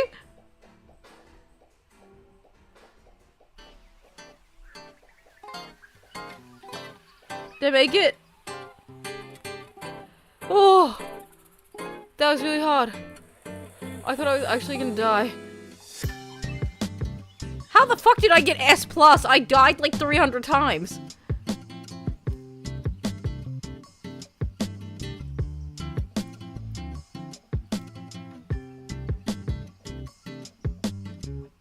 Rhythmically slamming into each other. This is it, I'm gonna die. I look up and see Matt, he pulls me back to my feet. You're wild, dude. Okay. Matt throws his arm around me and we jump back into the circle, bashing youths left and right. His PUP face like killer solo. I didn't know you messed with the pit. I do actually fuck with the pit, but I can't do it for long. I can't believe this. I'm having fun. I'm a little mad I didn't stretch before physical activity, but I'm having fun. The song ends and the pit finally dissipates. Everyone cheers on PUP. Maybe I only got enough pit energy for one song. Haha, alright man, let's retreat. We'll show these kids how it's done another day. The most dad shit ever. We work our way back to a more comfortable spot in the crowd and enjoy the rest of the show from a safe distance. PUP puts on an amazing set, and basically had to beg themselves off stage after their encore. With the concert over, the crowd starts making their way to the exit. Hey, I'll meet you outside. Gotta say bye to a couple people. He's popular. I like that he's popular. Because it means that people do like him, which is a good thing. I hang outside the venue until Matt finally shows up. Hey man, thanks for waiting. I got you a present. Matt hands me the t-shirt I was looking at earlier. Whoa, thanks man. Saw you eyeballing it back at the merch booth. And I mean, anyone who tears it up that hard their first time back at a concert deserves a reward. Finally, I'll be able to infiltrate their ranks and defeat them, not only on the field of battle, as we've done today, but on a grander scale. We'll see you in the world pits, youth. Hey Matt. I get his vibe now. I do get his vibe. Hey, it's PUP. Hey, dude. Didn't realize you were here. Well, this guy knows everyone. I'm so glad I could make it. You guys put on a great show. Thanks. Well, see you around. Wait, you know PUP? Oh yeah. Met him a couple times when they first started touring. Good kids. Whoa. Come on, let's grab some diner food. I suddenly realized just how hungry I am. Man, mosh pits take a lot out of you. They do, man. I was in one mosh pit ever in my life for the whole concert.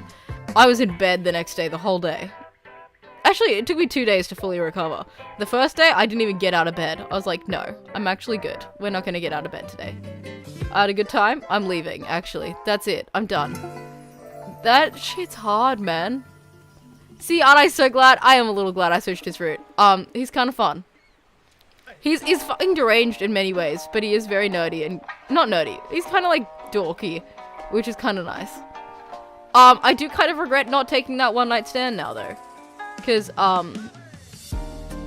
mean, it could have been a good, like, you know, a little bit of a content boost before we head into what I can only describe as, the fun little cutie, like, relationship bullshit. It could have been fun. I don't know. Fuck a homeless dude, you know? Just see what happens. We walk into a cute diner with a little diner with a cute neon sign. We tear into some bacon and eggs. So there I am in the pit trying to explain to the face tattoo guy that I didn't mean to elbow him in the face tattoo. He's already seeing red. Not from the tattoo, which coincidentally was red. He's lumbering towards me, and there's nowhere to go. It's the end for me, right? Then out of nowhere, I get this idea. I just lean back and spread my arms. And just like that, I'm crowd surfing away from him in slow motion. You should have seen the look on his face. Bought him a beer afterwards and we were cool. We still follow each other on social media. He's beautiful kids. Glad you guys worked it out. Yeah, man, just goes to show you the punk's not dead. It just drives a minivan and has to hire a babysitter. So how did you get to see all these amazing concerts? Oh, I used to tour in a band. We were small, but it got us to travel around the States. Whoa! Yeah, I mean, we were poor and we had to scrape a lot together just to survive, but I wouldn't trade those experiences for anything. But yeah, that's how I knew a bunch of the people at the show. Music like that builds an amazing community, especially in a town like this. Just a lot of positive energy and good vibes. He's kinda cute. I get that feeling. Plenty of friendly people, especially that Pablo kid. Oh man, everyone loves Pablo. His mom's been raising him on her own, and you can tell it's been tough for both of them. I know he looks up to me, so I try and help out whenever I can. I kind of want him to become Pablo's dad. Is that kind of sad? I almost want to let him go just so he gets to be Pablo's dad. That's really nice of you. Thanks. Us single parents really have to look out for each other. How's Carmenista? She says she wants to learn the drums. Oh boy. It'll be loud and I need to take a lot of aspirin, but I'll manage. Can't really blame her. I'm trying to be supportive of Carmenistas. That is a very hard name for me to pronounce for some reason. Rebellious phrase, but I guess that kind of defeats the purpose of it, doesn't it? What happened?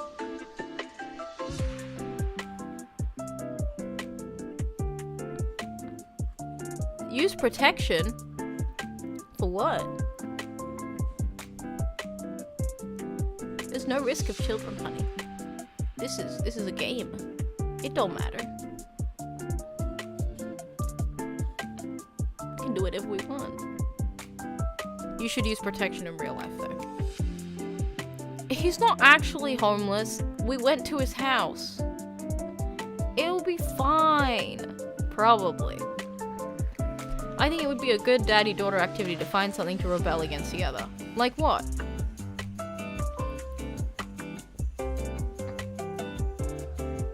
Fashion. You could always fly in the face of the fashion industry. That's a good anti-establishment option. Matt gestures to my outfit.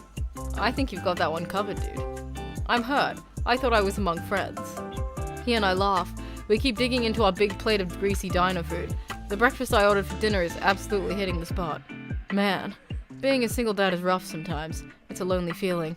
I understand that all too well. I mean, at least we'll have the rest of the dads to talk to. Yeah, I don't know.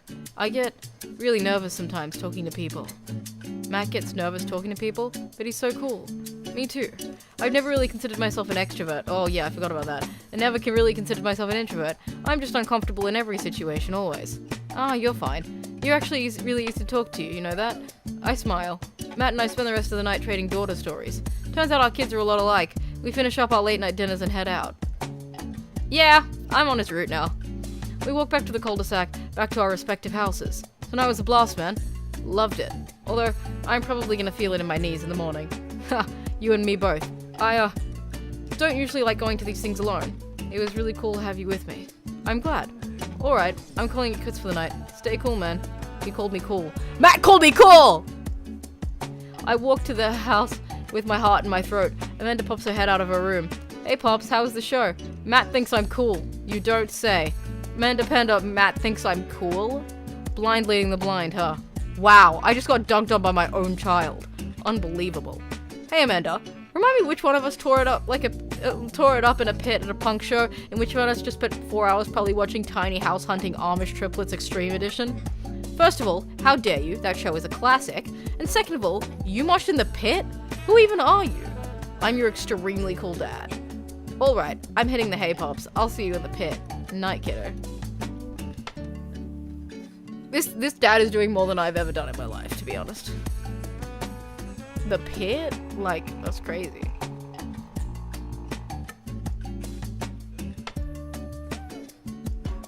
B! I need to be better. I need to be better. I need to be better. Alright, I'm gonna save there. I'm gonna take a quick break, and then I'll be back, and we're gonna actually read fanfiction, as is my typical job. So, I will be right back, guys.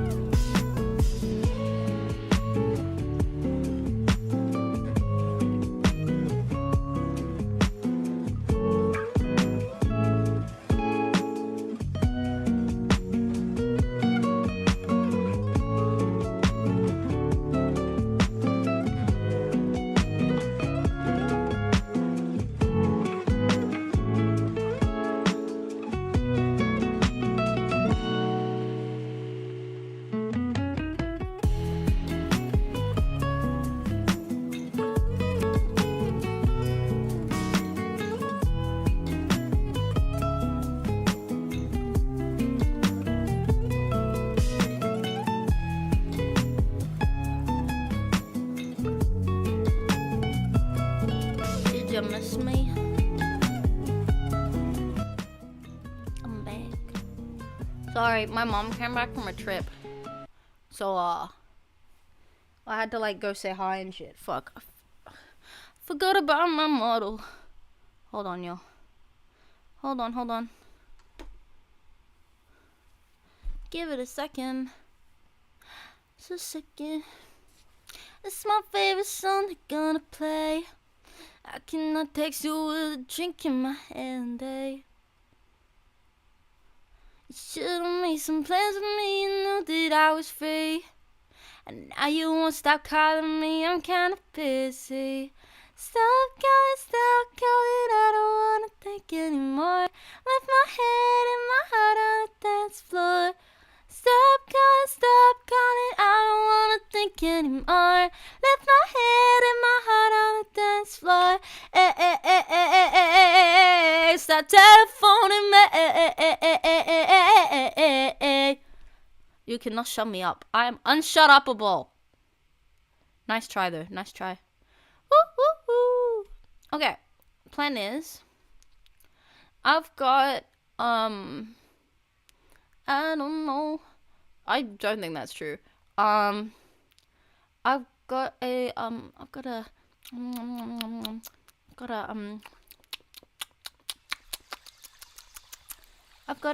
Harry Potter fanfiction to read for you guys. Yay! Everyone say yay! I want to see some enthusiasm. Wow.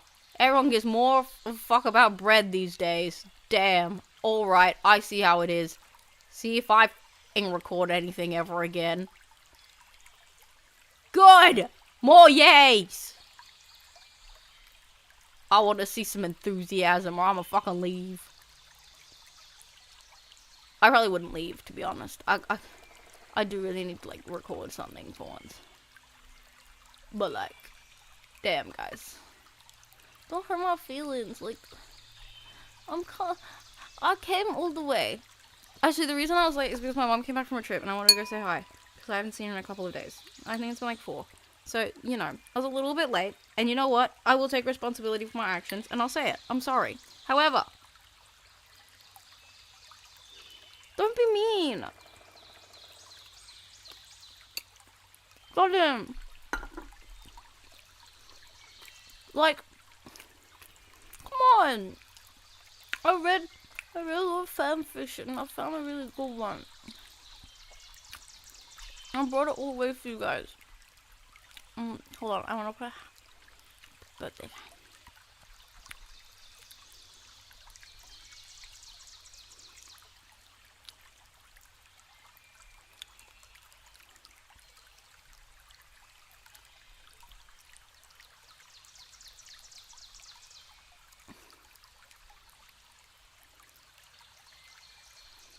I accidentally locked it and I didn't pin it to the model.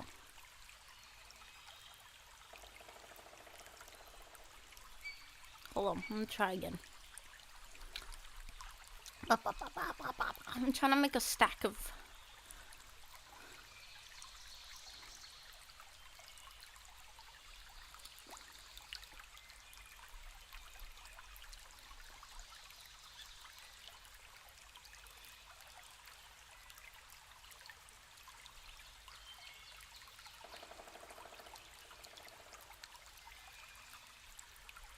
Don't work.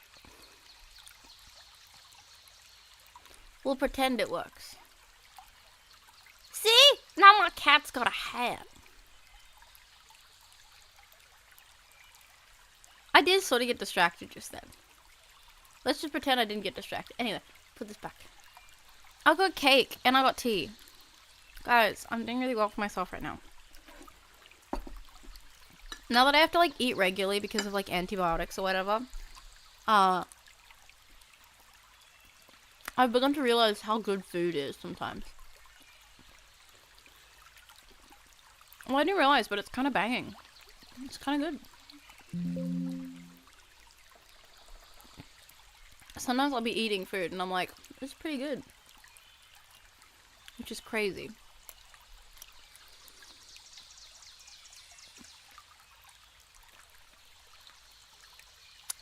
Anyway, hold on. Straightening my teeth for a second. I'm nearly ready to go. I got black tea, milk tea. Oh, it smells good. That smells amazing. And I got food, and we're gonna read a fan fiction. Isn't this just the best stream?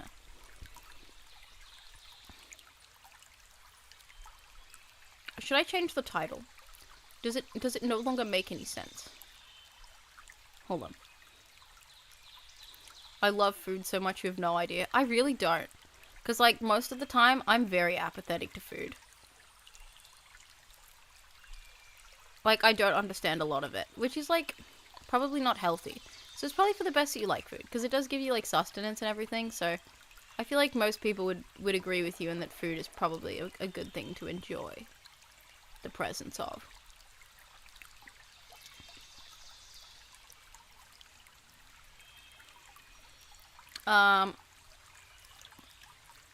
It won't let me add a title. Hold on. Now, reading.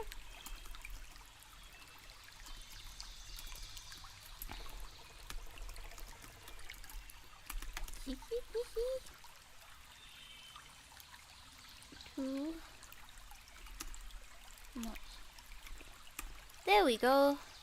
And now I just have to pin it. Hooray! We got a stream banner. Now you know what's going on. Let's read.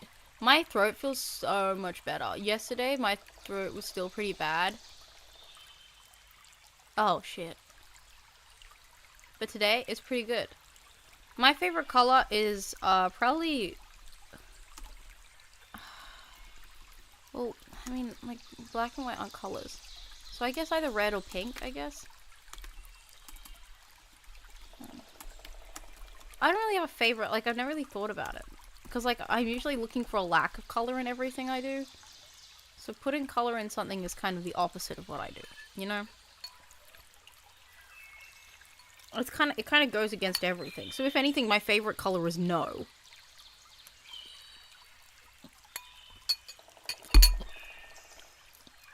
Because nothing makes me happier than a lack of color.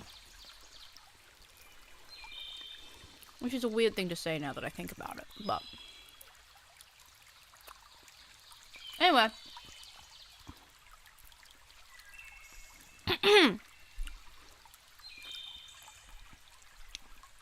My throat feels a lot better today, so I'm hoping we'll be okay to do this fic and not struggle too much.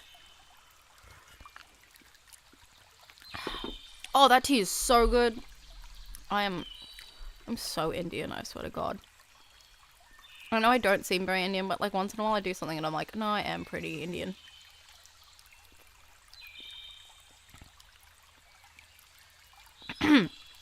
Anyway. Focus. Okay. Happy Returns by Too Much Flour. My throat immediately gave up. That was so embarrassing. Wait, hold on. Ah!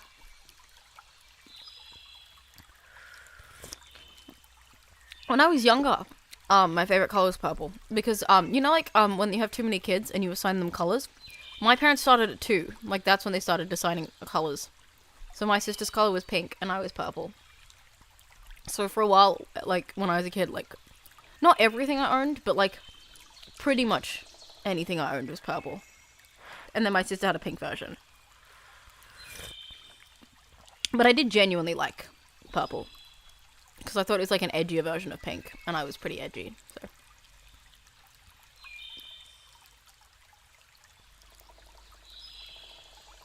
Happy Returns by Too Much Flour. Read by Mika.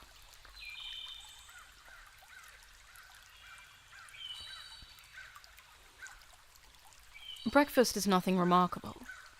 The Hogwarts house elves still mostly... Oh, oops.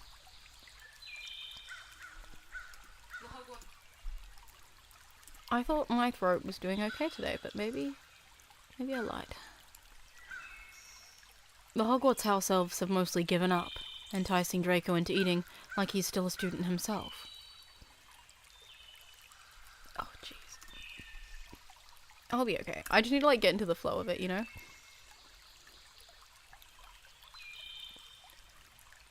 Draco helps himself to a hard-boiled egg, a slice of wholemeal toast with marmalade, his one concession to his ever-young sweet tooth, and enough tea to pry his eyelids open.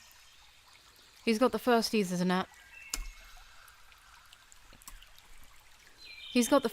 an hour, and it doesn't do to be sleepy or dozy when someone's apt to light their feather on fire.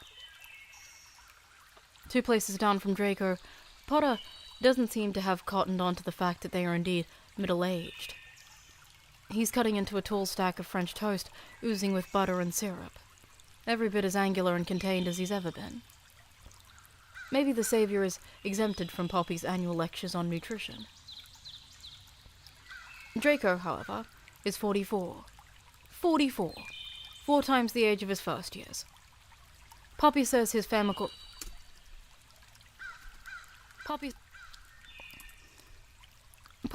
family's medical history is rife with examples of poor nutrition, leading to poor magical disease resistance. Poor magical disease resistance.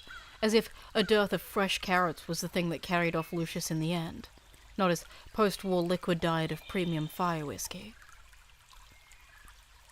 Still, Draco plucks a banana from the fruit bowl as he leaves the table to head to his classroom, jamming it into the pocket of his robes. He bumps into the back of Potter's neck as he squeezes past him. This provokes Potter to lean around and lift an eyebrow at him.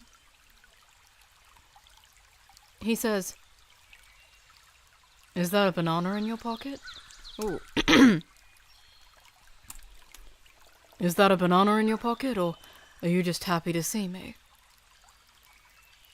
And Draco says, waspishly, "Of course it's a banana. What are you on about?" Potter winks at him, with inexplicable good humor, and Draco stalks off hastily to grill 11-year-olds on Wingardium Leviosa. His cheeks feel hot. Surely 44 is too old to blush this Ugh. One more time. Surely 44 is too old to blush this easily. Draco's second year... Okay. Sure. What am I reading? Am I reading the words on the page, or am I sort of just making them up? Okay.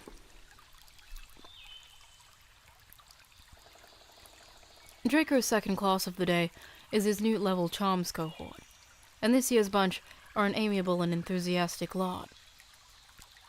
They're not as lively as usual, fixed as they are on their upcoming exam, but it's pleasant to see them working quietly on their term capstone projects, laughing now and then when someone's pineapple tap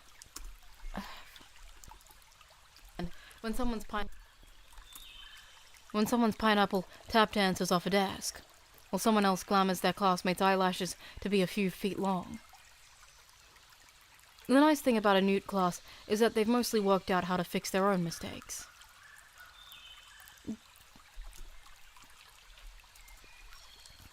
Draco barely has time to notice what's caused all the commotion before one of the other students, Hugo Granger Weasley, this time, has reversed the mistake. Draco is particularly fond of the younger Granger Weasley, actually. He's got all of his mother's intellect and none of her obnoxious need to be the cleverest in the room.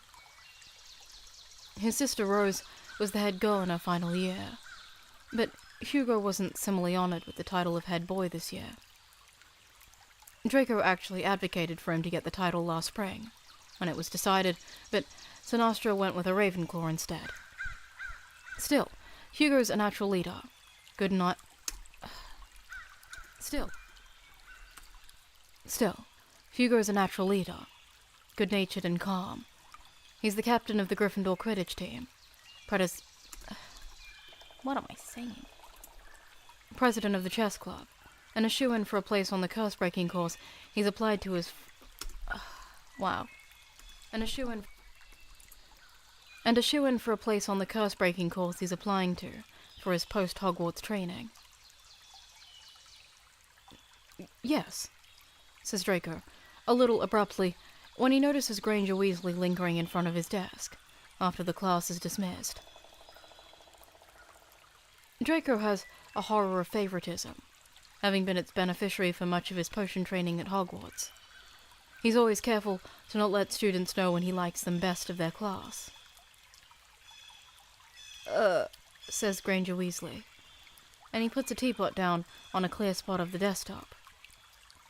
Happy birthday, Professor. Draco eyes the teapot. He's never seen any sign that Hugo Granger Weasley takes after his father and uncles when it comes to practical jokes, but it pays to be cautious with any Weasley, he's learned. It's got a keep hot charm on it, says Hugo, stuffing his hands in his pockets, looking a little embarrassed suddenly. And a perfect steep, because you always make a face when your tea is cold, or get better from steeping too long. Or gets better. Tea is cold, or gets better from steeping too long. He lifts a shoulder. You can get something better in Diagon Alley, I'm sure. Never mind. It's stupid. He reaches out as if to take the teapot back. Ah, says Draco, raising his hand in a gesture to stop Granger Weasley from retrieving the teapot. I don't. Did you make this? For me? Yes, says Hugo, hoisting the strap on his book bag a little, flattening it over his chest. Just, you're one of the top teachers, I reckon. I just wanted to let you know. We all think you're tops. At teaching, that is. Thank you, says Draco, still torn between suspicion and appreciation. Well, away with you. You'll be late to lunch.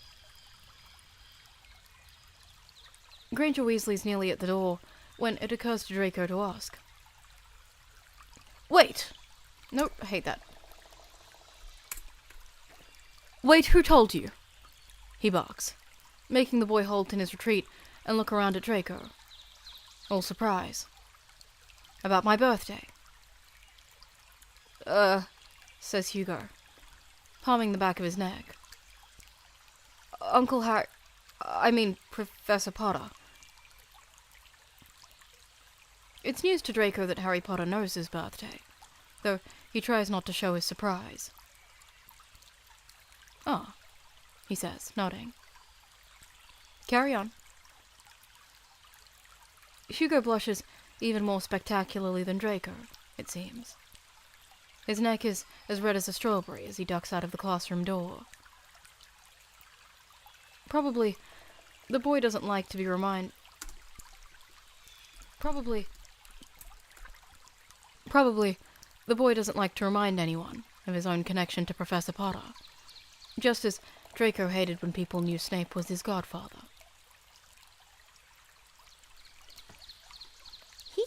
Tea break.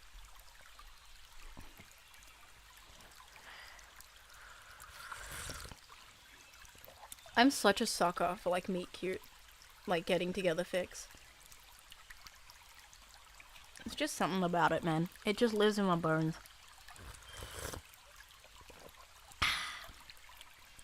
Nom, nom, nom. Have a bit of cake as well.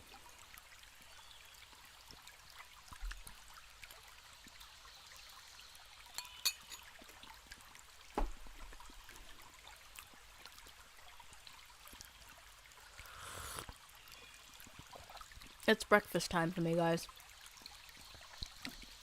I gotta eat, And it's cake, so, I was definitely gonna eat it regardless.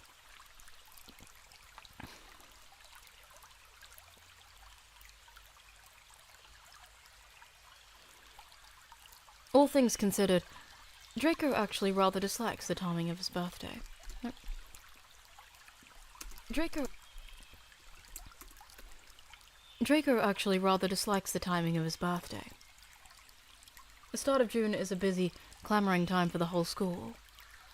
Summer has finally begun to get a foothold in the Highlands, but the weather always feels wasted on Draco, who is forced to spend every evening and weekend hurrying to catch up on his marking, trying to grade late assignments, holding office hours for his owl and newt students as they start to collectively panic about exams. Not that Draco feels entitled to any fuss, of course, but even if he did, he feels he'd be unlikely to get it. There's always an owl from his mother, naturally, but it comes winging in 3 or 4 days early in recent years. He's told her that it doesn't take more than a day for post to arrive from France these days, but he can't convince her of the fact any more than he can persuade her that it's not necessary to shout down the flue for a long-distance connection anymore. As for his colleagues, Minerva wasn't one to make much of a staff birthday, and Sinastra has followed her in her sternly pragmatic Sinistra has followed her in her I need to go back and redo that. And Sinastra, I'll go back a little bit more, I think. I'm just gonna restart the whole sentence. As for his colleagues, Minerva wasn't one to make much of a staff birthday, and Sinastra has followed in her sternly pragmatic footsteps. There will be no fairy cakes in the staff room, or singing of any hideous birthday songs, or crepe paper streamers bursting out of wand tips like colourful pipe. There will be no fairy cakes in the staff room, or singing of any hideous birthday songs, or crepe paper streamers spouting out of wand tips like colourful paper ejaculations. Thank Merlin, honestly. If everyone could please, says Sinistra. Sinistra? I'm gonna go with Sinastra, but if everyone could please, says Sinastra, clapping her hands tightly. Clapping her hands lightly, trying to get the attention of the gathered staff. It's the weekly Wednesday's teacher meeting, and it's even rowdier than usual, with everyone overworked and eager for the summer halls. Draco uncrosses his legs and recrosses them the other way, clearing his throat and throwing a pointed look at Longbottom and Potter. They both smell of earth and fresh air, the pair of them with heads bowed close together, the two outdoor subject teachers.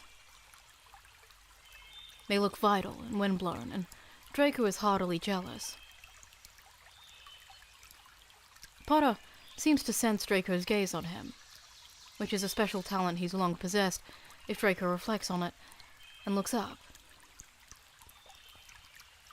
He doesn't stop talking, but he locks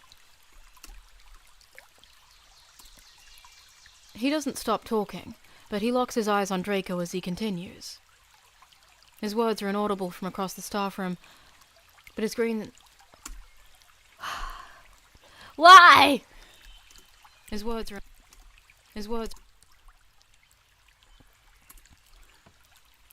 inaudible from across the staff room, but his eyes are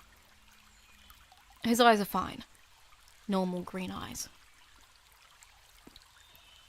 Draco looks away and heaves a sigh, looking pointedly at his watch. His fourth-year essays on Colovaria aren't gonna mark themselves. Well, strictly speaking, they will. Draco devised his own charm for exactly this in his second year of teaching, but he still has to go over the marks afterwards and make sure they're accurate. Good afternoon, Sinistra tries again, raising her voice a little more, clapping a little louder. Gradually, the conversations quieten, and the other teachers come to attention. Hold on, I gotta stretch my legs. I don't know why I was sitting cross-legged, but now all I can feel is the pain in my knees. Cake break. 1 more spoon of cake for me. Mmm, yummy. I'm having chocolate mud cake, and it's amazing. This is the one I get every year for my birthday as well. It's amazing.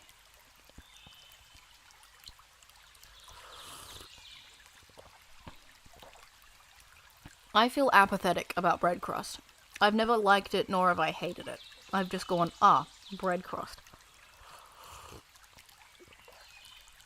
But I think Ace is probably right. Like, if I had a proper, like, home-baked, or, like, you know, restaurant, like, artisan fancy one, I'd probably be like, yeah, this is pretty banging.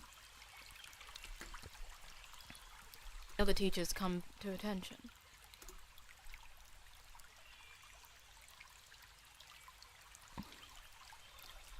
Gradually. Yeah. Guys, tea and mud cake is like my favorite thing in the world. Like, I could eat this every single day. Gradually, the conversations quieten, and the other teachers come to attention. Thank you, says Sinistra, in her low, calm way, and waves her hand to send copies of the meeting agenda out to each of them. Let's begin.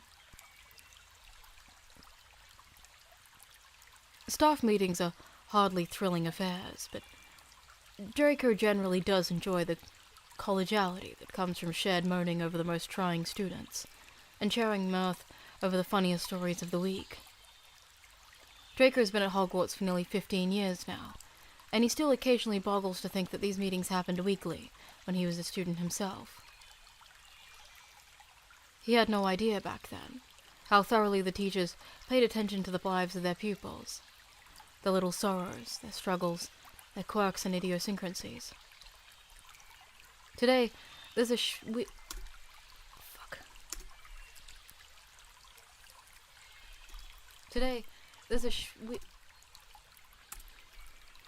Today, there's a weird shared moment of regret when someone mentions that one of their top 6-year girls has thrown over a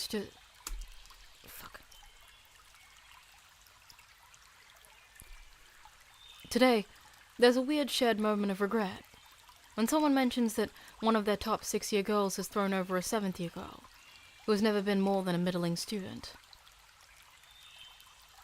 Oh, that hero was so good for Bess, says Penelope Clearwater, who teaches in myth from who teaches that what who teach like that, literally like that. That's why I sound like a baby, like that for 10 minutes. Who teaches arithmetic and is still a bit of a swot. Bess was good for Adhera, opines Longbottom. Merlin, it was nice to see that. Oh, fuck. I'm gonna try the whole thing again. Bess was good for Adhera, opines Longbottom. Merlin, it was nice to see that kid outside once in a while, touching grass. I feel like, okay, I know a couple of people in my life that like making bread, so I feel like some people do. A lot of it's just waiting for, like, yeast to rise. You don't really have to do anything. You can just watch TV or do something else in between. Oh, to be young, says Harry, and to feel love's keen sting. Potter is honestly the weird... fuck.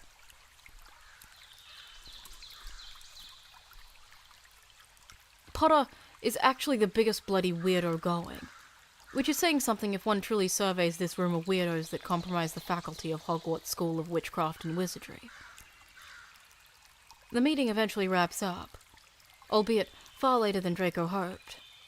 And finally, everyone stood up and milling around, and Draco goes to make a strategic retreat. He's got a bottle of very nice elf-made wine in his rooms, and while he'd never indulged on a weeknight ordinary... Guys, I'm really bad at pronouncing things today. He's got a bottle of very nice elf-made wine in his room. I'm gonna quit, man. I'm gonna quit. I can no longer pronounce words. This is what my life has come to.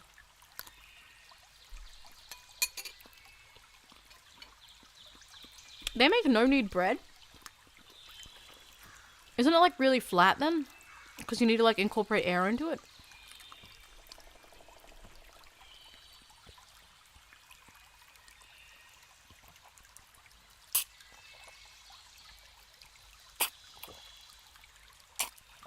Wow, I drink tea like an absolute asshole. It's the fucking loudest way I've ever drunk tea in my life. I swear I'm not usually like that. That's embarrassing. Goes to make a strategic retreat. Oh, that's so good! I'm gonna get another fucking cake. We ran out. Goes to make a strategic retreat. He's got a bottle of very nice elf-made wine in all his rooms. In his rooms. He's got a bottle of very nice elf-made wine in his rooms. And while he'd never indulge in a weeknight ordinarily, all too aware of the path his father stumbled down, Draco thinks he's allowed this little private pleasure on the occasion. But before Draco can exit the room, he finds his way blocked by Potter, who literally dives through bins, weirdo, to manage this maneuver. 3 broomsticks, says Potter, pushing his glasses up to his nose. This close to, Draco can see the fine lines in the outside corners of Potter's green eyes, the silver crowding his temples. It's so bloody weird how they're all aging. What about it? Draco says warily. It might be another of Potter's baffling It might be another of Potter's baffling non sequiturs, like the banana comet. It might be another of Potter's baffling non sequiturs, like the banana comment this morning, or the weird thing about love's sting moments earlier. Potter says. Shall we? I'm gonna redo that. Says Potter. Shall we? Draco's heart gives an anxious thump and leans into his throat, rabbiting away abruptly. What? He said, sure he's misunderstood because Potter is truly a weirdo. It's your birthday, says Potter. So, buy your pint. He pushes his glasses up his nose.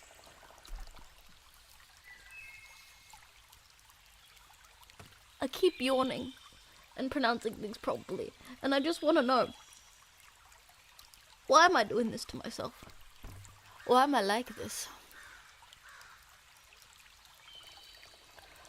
Why? I didn't even do anything crazy last night, but I'm like way too tired. I'm like, ooh, yawning. I'm setting myself to sleep with this. I'm like relaxed. I'm chilling out. I don't feel the shivers. You know what happened? I took pain medication. That's what it is. And that shit sends me right the fuck out. Buy your pint. It was good. It was really necessary though, so. It was a good choice overall, but man, I feel a little sleepy.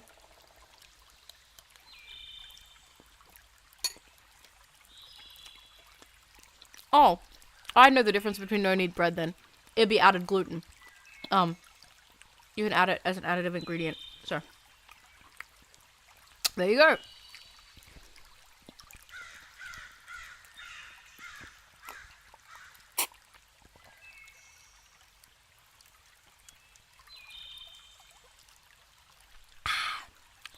Oh, black tea. Amazing. Best drink in the world. Oh, I could drink this every day for the rest of my life. Buy your pint. What am I, British? Like... Actually, we've been recording for 20 minutes. I know that because we've got 14 minutes on the clock.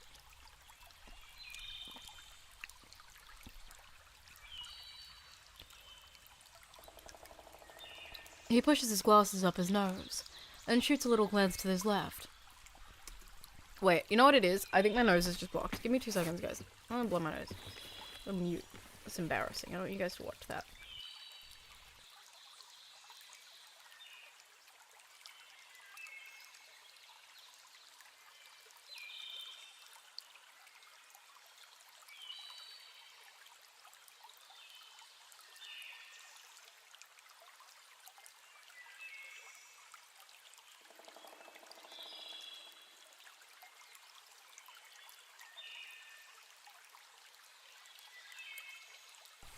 Oh my god.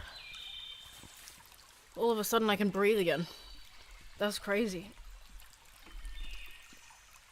There was a hot minute there where I was like, maybe I just can't breathe. Maybe this is my life now. Buy you a pint. Anyway, back to work. I'm trucking. He pushes his glasses up his nose and shoots a little glance to his left, while Longbottom is lingering, rather transparently pretending to read the corkboard notice board that no one ever reads or uses. Last time Draco bothered looking at it, it still boasted a roster of night patrol shifts for the Basilisk petrification fiasco, dated circa 1993. Well, says Draco. Not really sure if he wants to endure the whole evening of pretending to be chums with Neville Longbottom. Potter...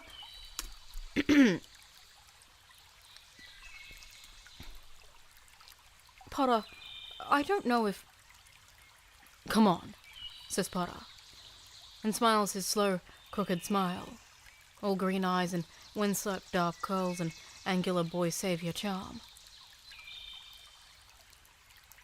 Draco feels his knees going just a touch weak, and is instantly horrified with himself.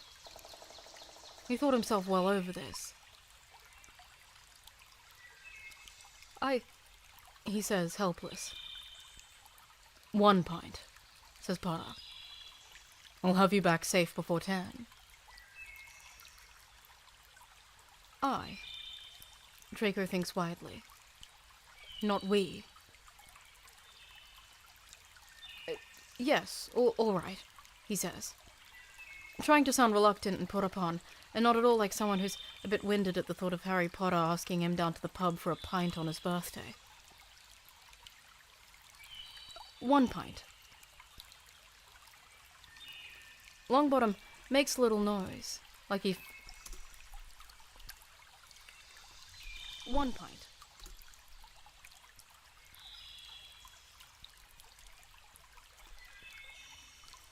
I smacked the back of my head against the corner of my wall yesterday while raging at Celeste.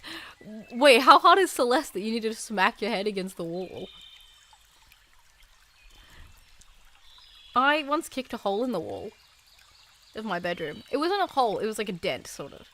Not like a full hole. But, I was watching this, at the time it was very popular. I was watching a Thai BL, and one of the characters is a kind of, like, he's, like, not a bad person, but he was really oblivious, and it kind of pissed me off at one point, so I just, like, kicked the wall like a dick. It was very funny, because, I was like, oh, well, now there's a dent in the wall, I guess I'll just cover this up with a poster. But it was, like, too low, so then I restructured my entire room, and now it looks like what it looks like. It was a very, very strange thing I did. That specific section is hell? Okay, that's fair. If it's hard, then I can get the frustration. I don't know if I'd necessarily self-harm myself as a response, but hey, it's gotta be better than hurting someone else. I think.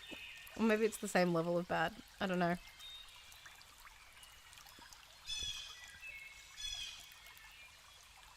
Longbottom makes a little noise, like he's found something useful. Longbottom makes a noise, like he's found some useful information contained in the Yellow Prophet article clipped headlined, Incoming Muggle PM Thatcher refuses meeting with Minister for Magic. Good night, Harry, he says, jamming his hands into his robe pockets, smiling mildly at them. Good night, Draco. He slopes away, all tall awkwardness and rounded broad shoulders and smashing jawline. The classic Longbottom cocktail of hopeless nerd and oblivious snack. Do you need to pop into your rooms, or... says Potter at the same moment. Draco says, shall we go from here? Potter laughs, and Draco snaps his mouth shut, and there's a moment of weird waiting before Potter tries again. Let's go then. Sure, yes, says Draco. And they bump elbows as they go through the doorway. Sorry and pardon me, and then they're walking together, to the castle on Draco's 44th birthday. Apparently off to have a pint together in Hogsmeade. Whoa. Old gays make me happy. The idea of older gay people makes me happy. I know 44 isn't that old, but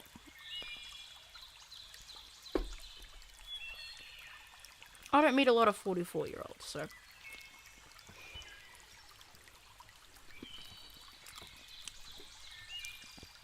And also, it's like longer than like I can conceive myself living, so.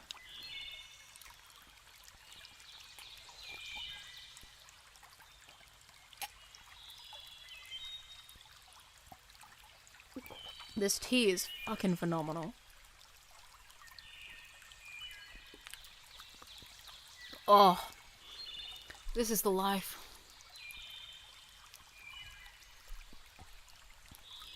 I feel like a king. A really full king.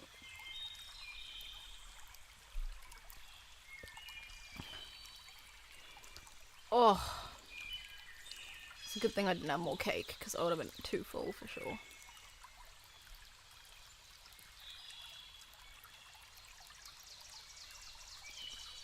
There's only like one slice left. I'm kind of sad now.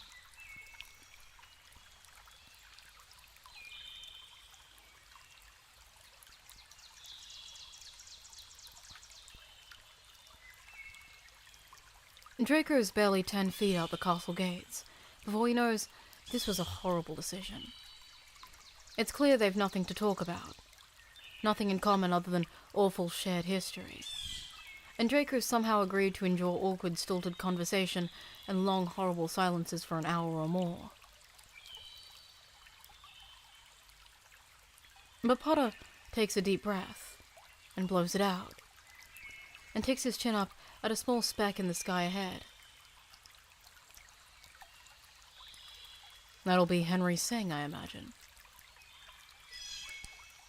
Draco squints, making out the distant figure zipping across the streaky grey summer sky. Must be. Ooh, wrong character. Must be, he says. Did I hear that he's already got an offer from the Magpies? He did, Potter confirms. Starting position. Never seen a seeker like him, have you? Just one, says Draco. Ooh, I don't know if I can read it up.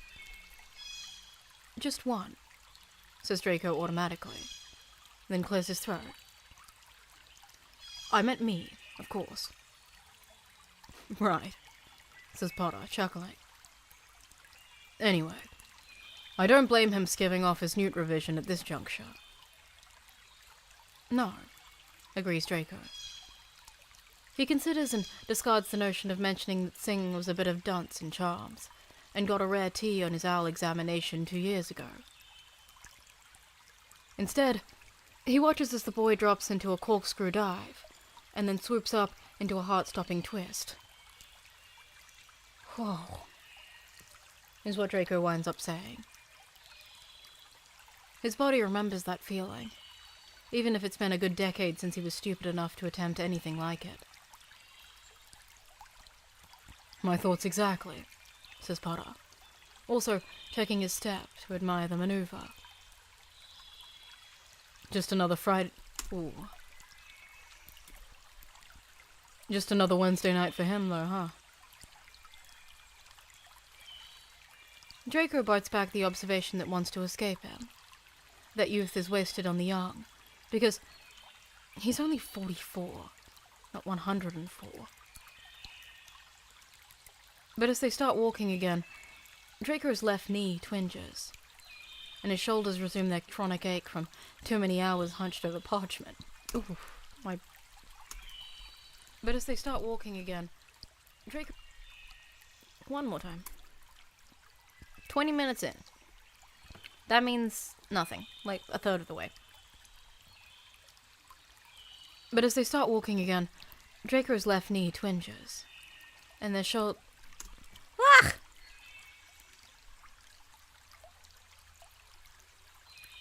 But as they start walking again, Draco's left knee twinges, and his shoulders resume their chronic ache from too many hours hunched over parchment.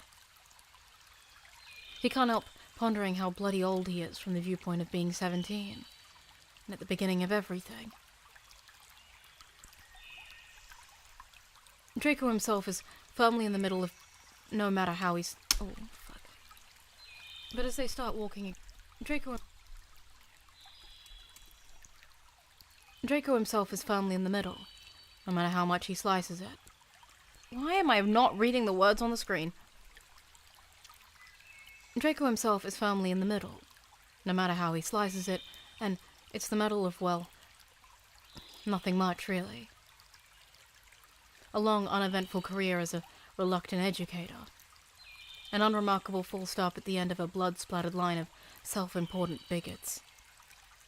Not a family man, nor one with any admirable legacy to pass along anyway. And yet, Draco could have made a much worse mess of things. After all, here he is, walking to Hogsmeade with Harry Potter, of all people. Harry Potter, who also inexplicably is wound up alone, and without the passel of ginger children the world expected for him. Harry Potter, colleague and erstwhile nemesis and current noted weirdo. The silences abruptly become comfortable, Draco realizes. Did I hear someone say that you're off to Uganda this summer? Potter says. After another few minutes of surprisingly companionable walking. Oh, says Draco, who would have never guessed Potter knew anything about his plans. Well, yes, actually. I've never been, says Potter, looking up at Wigan trees as they pass by it, idly observing the lace wigs hovering around it. Will it be your first visit? No, says Draco, then forces himself to elaborate, even as he wonders why No. No, says Draco, then forces himself to elaborate, even as he wonders why Potter should care. No, I'm completing a postgraduate... No. No, I'm completing a postgraduate mastery, actually. This will be my second last summer of studies. In charms? Harry asks, kicking a pebble down the path, tucking his hands into his robe's pocket. No, says Draco. Not charms. He can feel Potter's curious gaze on him now, a sensation he's endured consistently for more than 30 years, but not one that's gotten more comfortable with the passage. A sensation he's endured consistently for more than 30 years, but not one that's got more comfortable with the passage of time. What? Begins Potter, but Draco cuts him off, not wanting to drag the thing out now that they've had... Why? Why can I not read the thing that's on the block in front of me? What? Begins... Hold on, I'm gonna have my last spoon of this cake. Last spoon before my tea goes completely cold.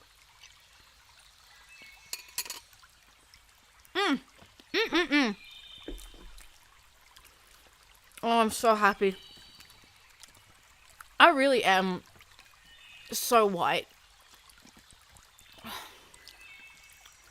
I am the whitest Indian I know, and I wear that like a badge of dishonor.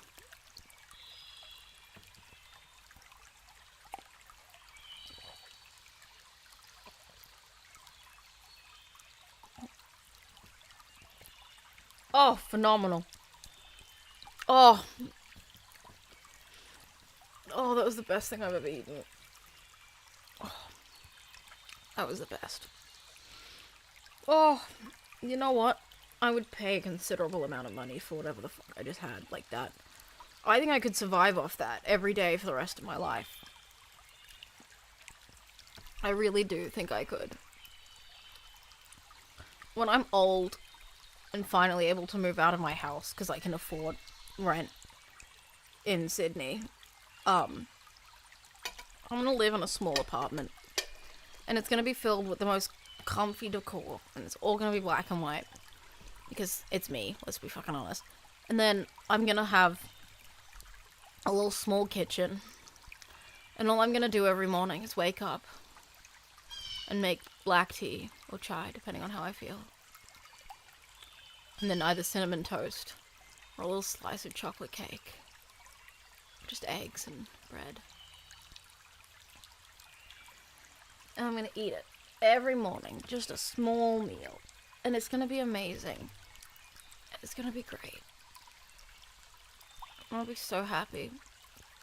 And then every dinner, I'm gonna get my shin ramyun, and I'm gonna sit on the couch under the blankets like an absolute fucking gremlin, with the heater turned all the way up, because you know what? I'm allowed to have one luxury in my fucking life.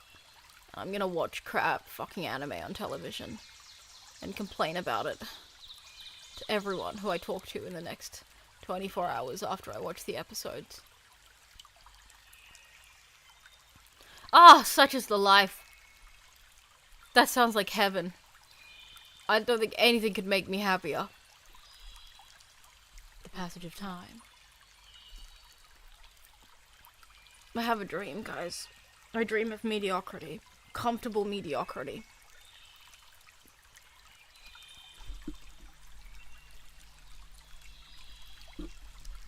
I feel like everyone dreams of comfortable mediocrity these days, because, like, anything else is insane.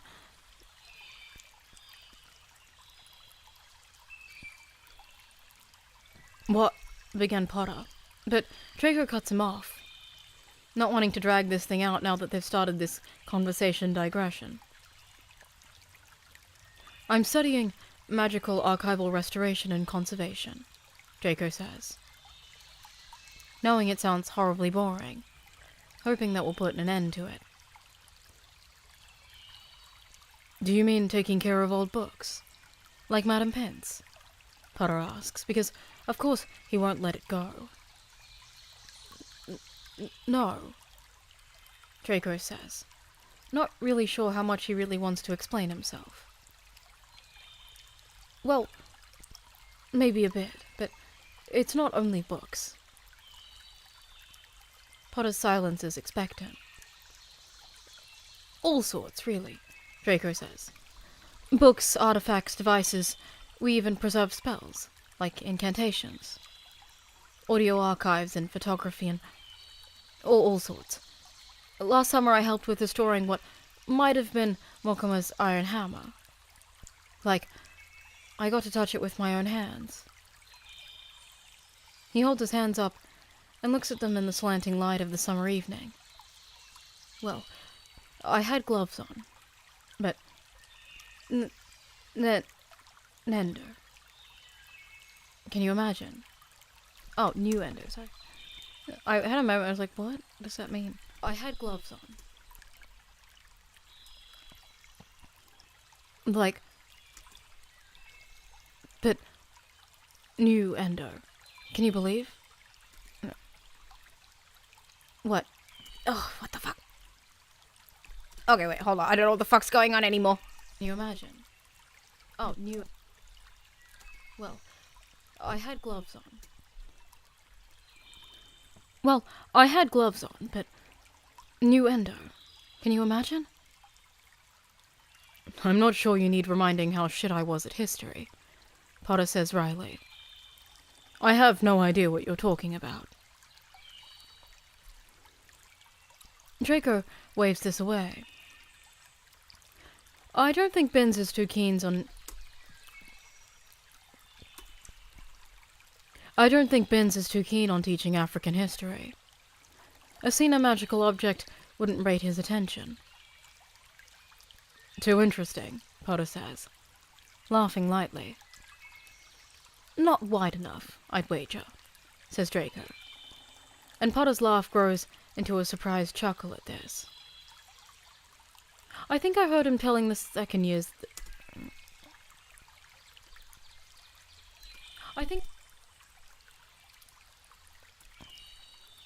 I think I heard him telling the second years that the sun never sets on the British Empire last week. Potter grins, amused. Tell me about this special hammer, then. Is it like Mjolnir? Draco's eyes prop up with surprise to hear Potter referencing Norse mythology. Not exactly, he says. You know about Mjolnir? I'm an avid fan of Christopher Hemsworth. I'm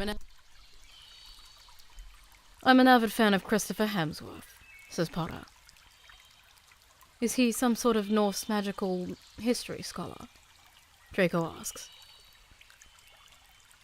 Potter snorts. No, but... I'm gonna redo that.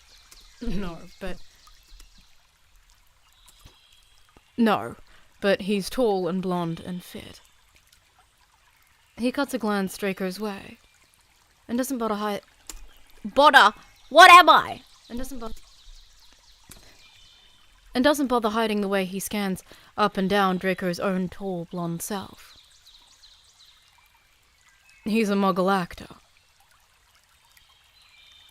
Oh, says Draco, not quite getting it, fighting yet another horrid blush. Potter doesn't mean...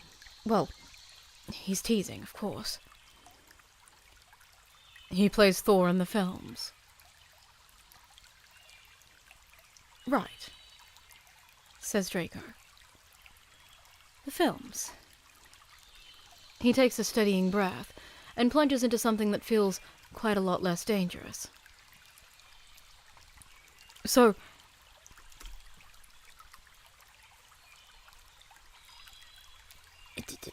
sorry, just adjusting the... So... I don't like how I did that.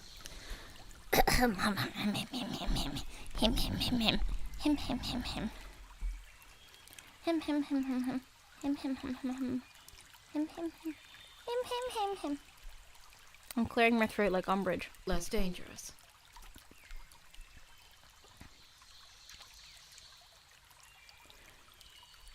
So, Makoma was born carrying an eye... Ooh, what was that? Ah, no! You didn't hear me burp. That wasn't real. I was not expecting that. What am I, a 2-year-old? So, Makoma was born carrying an iron hammer. His poor mom, says Potter. Quite, says Draco. He performed feats of great strength at a young age and astonished everyone left and right, besting dragons and winning contests and so forth. Not all it's cracked up to be, Potter opines. But go on. Draco laughs in spite of himself, and goes on at some length. The stories are varied, and the Muggle versions are nearly as good as the Wizarding ones. Potter is a surprisingly attentive listener, gasping at the right moments, laughing, nodding with approbation. The stories carry them right into Hogsmeade, and up against the bar of the Three Broomsticks. Hannah Abbott looks unsurprised to see them together, and Draco breaks off in the middle of a sentence as he remembers that she's taken up with Longbottom. You were saying, says Potter, paying for their pines. About the 5-headed dragon. Giant, not dragon. Paying for their pines. About a 5-headed giant. Says Draco, blinking rapidly, remembering. Yes, so Makoma realized straight away that there will be no taming of this bastard. What he does is... And Draco carries on as Potter leads the way to a table in the corner. The Three Broomsticks is quiet. A typical Hogsmeade Wednesday, but Draco still clocks the little double takes, as patrons first recognize Harry, and then Draco. Hannah bings over their pint glasses, just as Draco finishes the final tale, and Potter utters a frustrated little sigh at his conclusion. Not to your liking? Draco asks. He's always found it pleasing that Makoma came to such a I love when authors just go on a tangent about something they actually just regularly like in their fanfiction that has nothing to do with it. I think it's great. And I actually do like mythology a lot, so I was like, yeah, I will do this because this is funny. He's always found it pleasing that Makoma came to such a peaceful end after his life of fighting, going up into the sky realm with the Great Spirit alongside his final undefeated foe. Well, why couldn't he have just retired from being a hero and had a bit of quiet? Harry says. I reckon he earned it. Maybe that's what the story actually means, Draco says. Maybe he actually slipped away and became the Care of Magical Creatures professor at Uganda, and took up residence in a little hut on the grounds, and spends all of his days playing in the woods and chatting with centaurs. Potter laughs good-naturedly enough at this, and concedes the point. Maybe he did, he says, then lifts his glass. Happy birthday, Draco. Cheers, says Draco confusedly, thrown by Potter, by Harry, calling him Draco. Has he done that before? He must have done, and Draco didn't notice. Only, it feels so new. They each take a sip, and Draco turns his pipe on the beer. They each take a sip,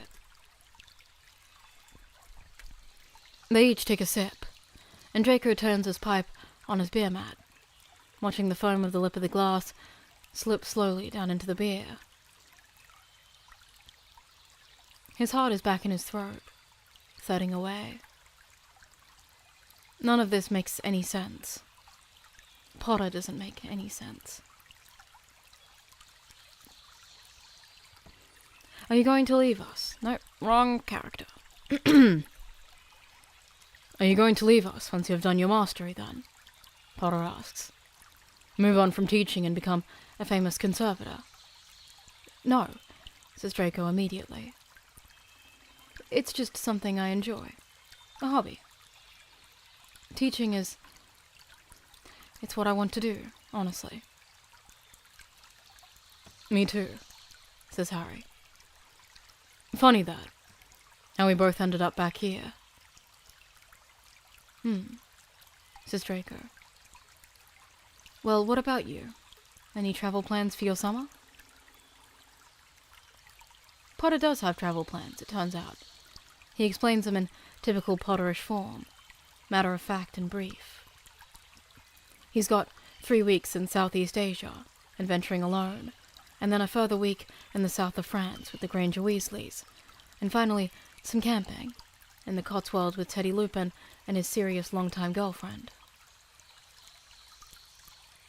Persephone, isn't it? Draco says, vaguely remembering a chat with the girl at Andromeda's Easter dinner party a couple months back. She's a lively, dark-haired thing, quick to laughter, amiable and sweet. She seems a good match for him, I suppose. Have you noticed how all the quiet people always seem to wind up with someone who does all the talking for both of them? Says Harry, eyes sparkling just a little. Yeah, I have. He glances up at Draco. Green eyes, dark lashes. You've been to Thailand before, haven't you? Any tips for me?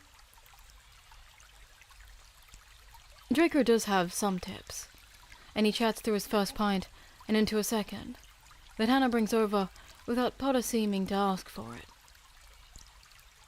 It's not until a third pint shows up The Draco realizes he's possibly a bit in his cups, unintentionally. I think I'm a lightweight these days, Draco says, head spinning a bit. Marlon, am I talking too much? Not at all, says Harry, who has firmly become Harry, not Potter, over the course of the second pint. I like hearing you talk. Sometimes I stand outside the charms classroom and listen to your lectures. He blinks. God, I think I'm a bit drunk too. I did not mean to say that out loud. You listen to my lectures, Draco says, blinking. He must have misheard. No, of course I don't.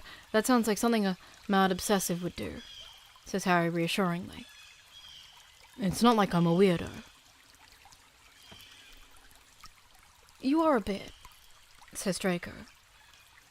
To his consternation, he sounds extremely fond. I suppose I am, Harry says, looking down at his pint, then up at Draco with his bright eyes all light. About some things, anyway. He drums his fingers on the tabletop. Get any good presents? He goes on with a slightly forced voice of cheer and friendliness.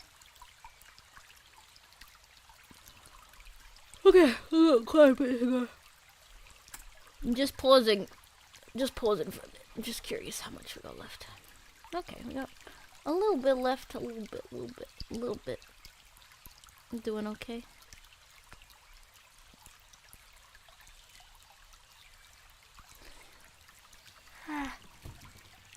Stretch. It's stretching break. Everyone stretch your limbs and your back out. Bonus points if you manage to crack several bones while doing so. A forced voice of cheer and friendliness. I'm assuming because everyone's in America, you guys are all like going to bed soon. Which is a shame, because I wanted to ask you what you guys are going to do today. Because I'm kind of curious. What do you guys do? I know what I'm going to do today. I'm going to do all my chores. I got laundry. When I say chores, it's just my responsibilities. Laundry, I got to take out the trash. And then I'm going to water my garden. And then I'm making a coat, because I'm going to cosplay at a couple of anime conventions soon. So I'm finishing off my cosplay. And then maybe a nap in Stardew Valley. I'm not super busy. I'm trying to enjoy my holidays. A forced voice of cheer and friendliness. No, says Draco. Oh, well, a charmed teapot from the younger Granger Weasley. It might have been a slightly forced voice of cheer and friendliness.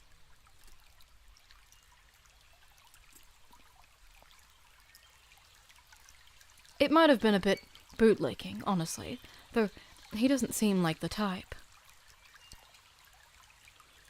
More of a tilth tribute, I reckon, says Harry, swigging more of his beer and hiding a grin as he does. Perils of teaching teenagers. What are you on about? Draco says, baffled. What's a tilth?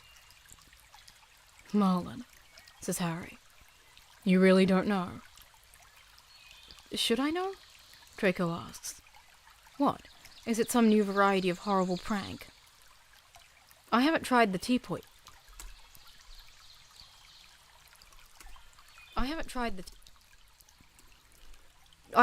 the teapot yet. Should I bin it directly when I get back? Harry laughs, low and sweet. Draco, he says. The kid has a crush on you. He what? Draco squawks, almost knocking over his pint in his shock. Hugo fancies you, says Harry, laughing more. Don't tell me you haven't noticed. Draco gapes at Harry. "He's 17!" he says, outraged. "I didn't say you should fancy him back," Harry says, chortling now. "Merlin, you should hear him go on about you." Ron was ready to voluntarily deafen himself at Christmas. It was just a steady stream of how brilliant Professor Malfoy is, how funny, how clever, and how good he looks in his black teaching robes, too. "Well," says Draco, at a loss for words, "I certainly didn't encourage him." "Of course you didn't," says Harry, shaking his head. "Anyway, I can't blame him. It's a rite of passage, isn't it? Thinking your teacher is fit." Says Draco, still working through the shock of it. He wants to deny what Harry's saying, but suddenly he's remembering Gilderoy Lockhart in second year, and Remus Lupin in third, and Merlin. Draco's brief, powerful, and highly confusing crush on Professor Babbling in his fifth year. "I did indeed find my daddy, however I have not captured his heart. We are in the process." Draco's brief, powerful, and highly confusing... I went downstairs and found my dad, though. Draco's brief, powerful, and... Not exactly what I was looking for, but I guess it does sort of match some of it. Merlin. Like, he is an old man. Merlin. Do not want to date him. Merlin. But he is adorable. You just pat him on the head. I'm gonna start an Instagram fan page for my dad one day. Merlin. Just so I can post all the really atrociously meme photos I have of him. Like, leaning over things. Like, whenever we go out... No, I'm not telling how old my dad, this is weird. Every time we go on holiday, if he sees a plant that he's never seen before, he'll, like, put his hands behind his back like an Asian grandpa, and he'll just sort of, like, lean down and look at them. Everyone else is, like, looking at the view or something, and he's just like, plant. That's kind of funny. I've got so many of those photos. Merlin. Merlin. Harry's saying, but suddenly he wants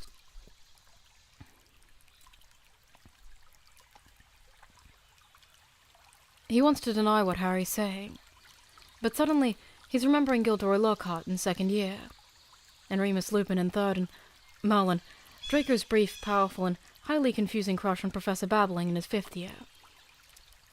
Okay, we gotta take a break. I think I'm about to throw up. I'll be back, guys. Oh, that's hot.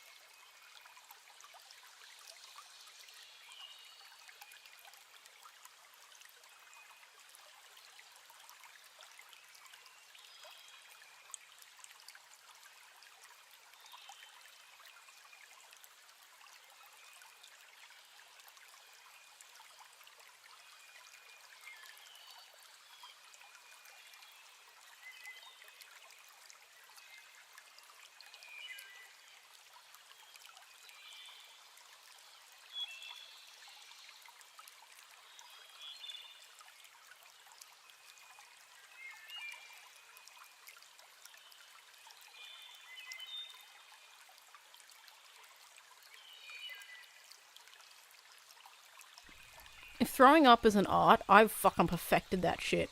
Damn, I'm good.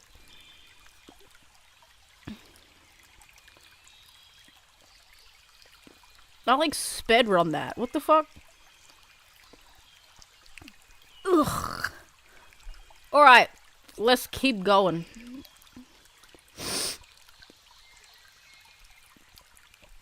Babbling in his 50th. I don't know where I am. Oh, right, okay. Which fully had him believing he could be straight up for the right woman. No. Which fully had him believing he could be straight for the right woman. But me, he says, finally, blinking fast. Yes, you complete tosser. Hold on, I need water. Man, that would have been smart the first time. Hold on.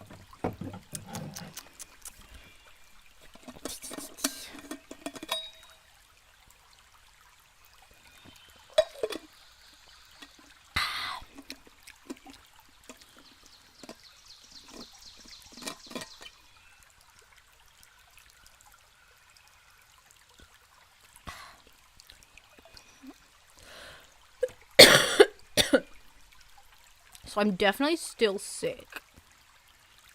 Interesting. Hold on.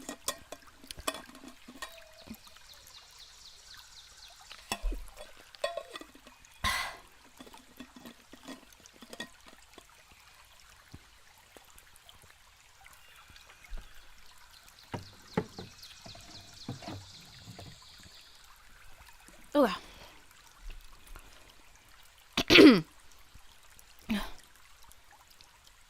Yes, you complete tosser, says Harry. Shall we have some chips? Let's have some chips. It'll sop up some of the beer. He flags down Hannah Abbott from across the pub and mimes eating a chip. Something Draco can't unsee that, and then he turns his attention back to Draco. Listen, you're young by Hogwarts teacher standards. You dress well. You're good at challenging your students without being an asshole about it. You're fair. You're funny. Stay on, Potter. We all know you're the most fanciful teacher at Hogwarts. Draco breaks in, trying to prevent further blushing, because he had no idea Potter thought any of this. It's all a bit much. Am I? Harry says, arching an eyebrow. Not sure that's accurate. Well, says Draco, I suppose Longbottom has his charms. This statement unfortunately coincides with Hannah bringing up a plate of chips, and Draco has to hastily decide whether to pretend he's being funny, or admit to having a latent attraction to the herbology professor, and lumpy wool cardigans and dirt permanently under his fingernails. He tries a weak smile, opting for the former, but not quite managing it. Neville's taken, says Hannah tartly, but she winks at her. I hate all of that.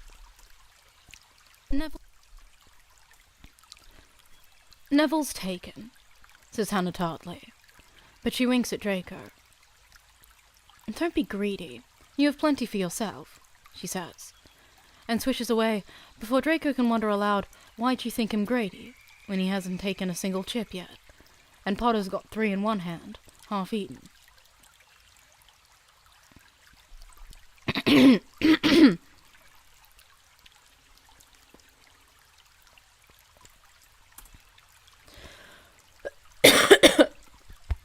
Wake up! Wait, I'm talking to me, not anyone else. Whoa. Let's go. Half eaten. I'm nearly done. I've got a couple, 10 minutes or so left. Says Potter, mouth full, mannerless as ever. God, the chips here are so much better since you took over. More than love Hannah Abbott. Draco takes a chip and samples it, and can't fault Harry's opinion. The chip is crunchy, and salty, and piping hot on the inside. All smooth white potato without any mealiness at all. Piping hot on the inside. All smooth white potato without any meal.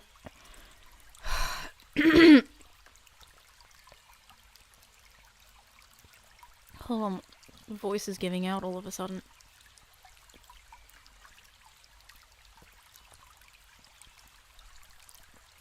And salty and piping hot on the inside.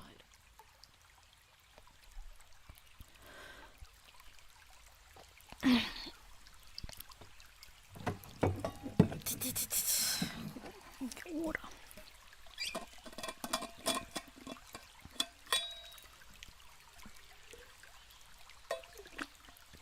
This is the loudest bottle. I could have gotten literally any other bottle and it would have been so much quieter. But no, the big fat metal one.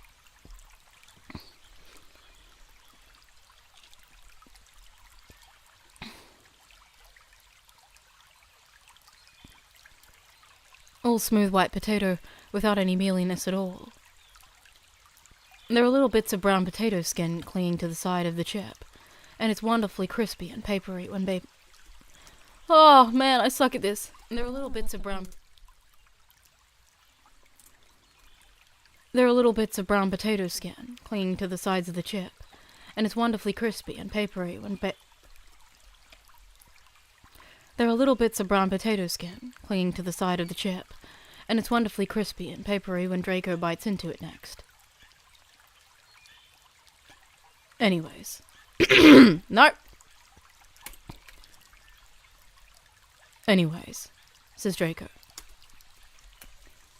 Anyways, says Harry. Where were we? You were being delusional, Draco says. Or maybe you were trying on a little false modesty, which you've always been rubbish at. You should really stop. Harry levels a steady, pleased look at him, and says, You've always been excellent at keeping me humble, you kid. Draco stares back at him, probably a bit stupidly, and tries to decide if maybe quite a bit of what he thought of Draco. Probably a bit stupidly, and tries to decide if... Draco stares back at him, probably a bit stupidly, and tries to decide if maybe quite a bit of what he's thought of as Harry's weirdness has actually been, well,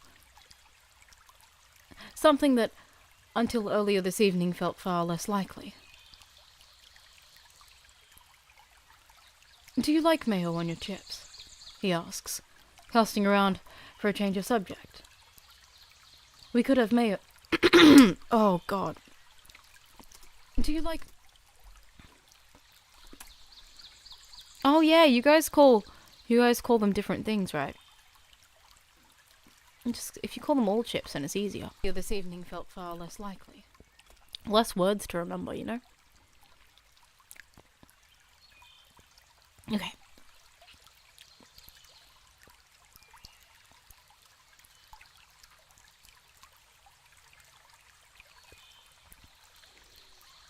Do you like mayo on your chips? He asks, casting around for a change of subject. We could have more mayo on the chips. Whatever you want, Harry. Ooh, I'm reading ahead. Whatever you want, Draco, says Harry. Exactly like he means something else entirely. Low and warm and syrupy. Draco eats too many chips with mayo, and gulps through his third pint to wash them down, and the result is that he's half drunk, with greasy, salty fingers in no time flat, and Harry Potter is still absolutely looking at him in a way that Draco can't think of as anything but quite heated.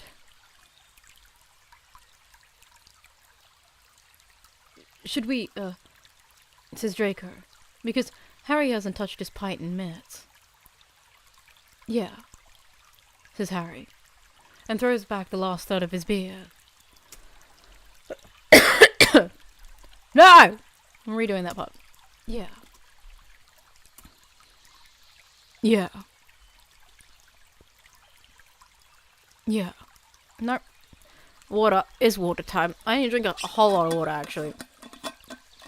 Bro, throwing up will fuck you up. You'll think you'll be fine, and then like 10 minutes later you're like, oh, I lost my voice.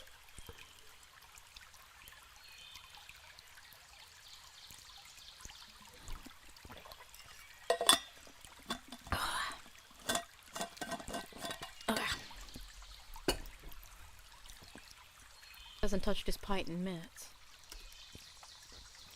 On here, we've got quite a little bit left.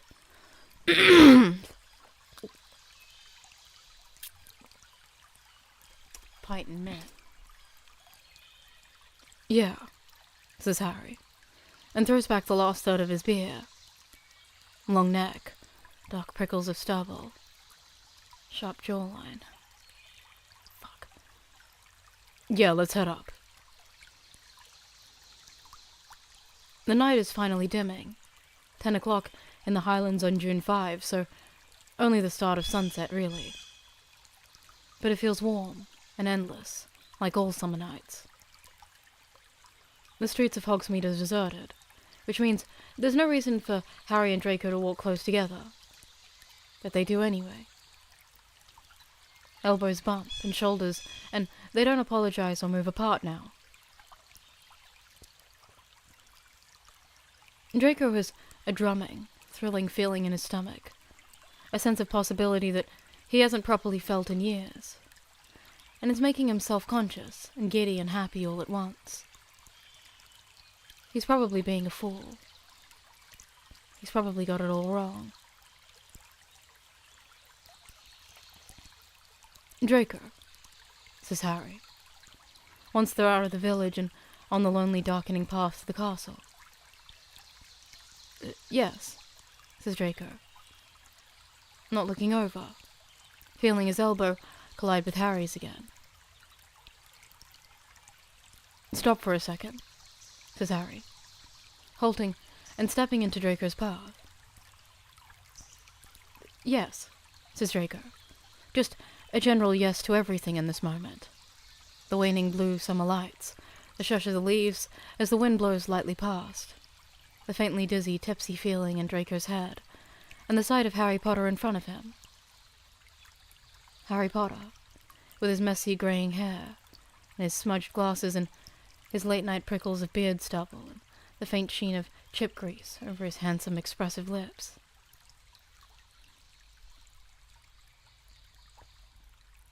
Maybe you knew already, says Harry, but maybe you didn't, so I'm just going to say it.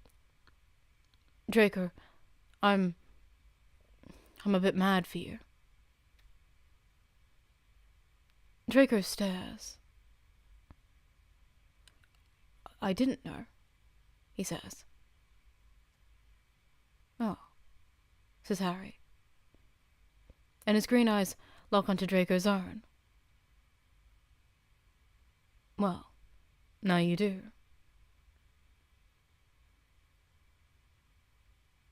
There's a moment where Draco is too frozen with shock at the improbability of the moment to react further. And in that moment, he sees Harry shift his weight and break his jaw to stare over Draco's shoulder, the muscle in his jaw flickering faintly. Anyway, Harry says, and utters a little sigh, and makes as though to turn and resume working. And makes as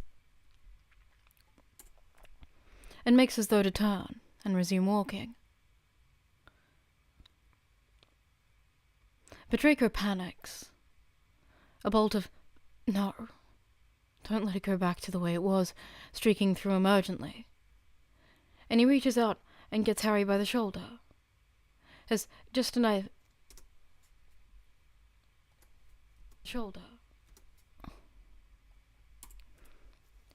enough time to think that Harry is firm and bony and a little shorter than Draco expected him to be, up close like this. And then Harry's smile like this. And then Harry's smiling, crooked and big, and he's so alight, hopeful. Giddy and anticipatory and maybe a little foolish, too. Draco hasn't done this in a very long time, and it feels so bizarre, actually. To reach out and curl one hand around the side of Harry Potter's neck. To step closer and look at Harry Potter's curving mouth. To tuck in and... Kissing is weird. It's a strange thing to put a mouth to another mouth, to press, and it's terribly awkward. And then Harry sighs out quietly through his nose and grabs Draco's waist, and opens his mouth just a little, and Draco forgets that any of this is weird in the least, because he's kissing Harry, and Harry tastes of chips and beer, and he smells of earth and growing things, and he's warm and firm and sure, as he kisses Draco, as he grips him. Nope, I'm losing my voice. And he's warm and firm.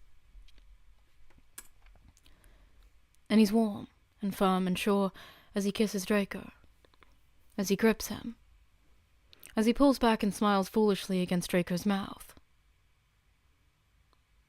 Really, he says. I didn't know. Says, not asks. Says Draco, and kisses him again. And it's even better now that he knows Harry's mouth a little. The shape of it, the way it moves. Idiot, says Harry. I was so obvious. Can you blame me for... Draco has to stop and kiss the corner of Harry's mouth, the side that goes up a little higher. Why would I think you thought about me like that? But Harry just laughs and kisses the corner of Draco's mouth in answer, then sucks on his lower lip, pulls back and nuzzles back into the side of Draco's neck, and... Holy fuck. Sweet Merlin. Draco forgot he could feel this way. He's electric with wanting, not just the animal wanting of sex and closeness and touch, but the keen hunger of wanting this person. This exact person, their smile and their voice and the slope of their shoulders and the angle of their nose and the tide of their breath. Draco cups the back of Harry's head and lets his fingers plunge into the messy curls there. Exhales shakily and moves to make it easier for Harry to kiss his neck. We should, says Draco, who has not had a boner on the path from Hogsmeade in at least 27 years.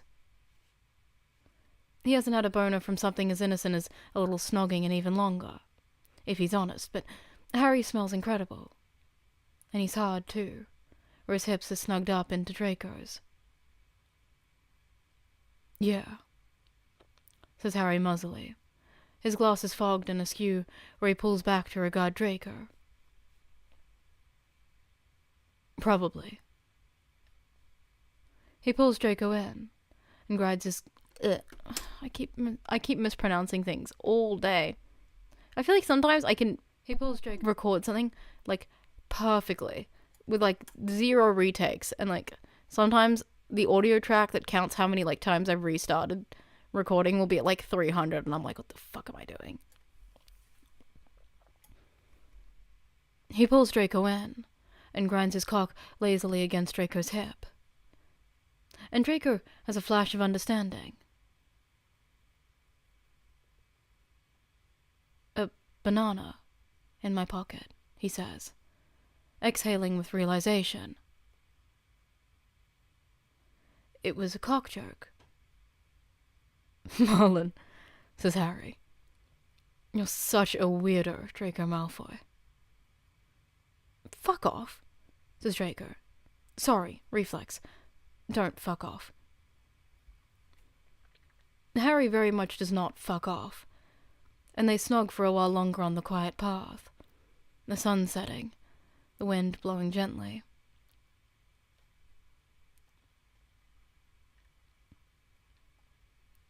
Draco wakes up to birdsong and the rattle of kettle on the hob, and when he opens his eyes, it's to the sight of a dozen toothy metal... Oh. Might have to redo that. And the rattle of kettle on the hob, and when he... Draco wakes to birdsong and the rattle of kettle on the hob, and when he opens his eyes, it's to the sight of a dozen toothy metal traps dangling from the rafters above him. He stretches, feeling pleasantly sore, and turns his head on his pillow to see Harry Potter, making tea, wearing nothing but his pants. I'd better get going, Draco says reluctantly, because he needs fresh robes and a shower and not to walk into great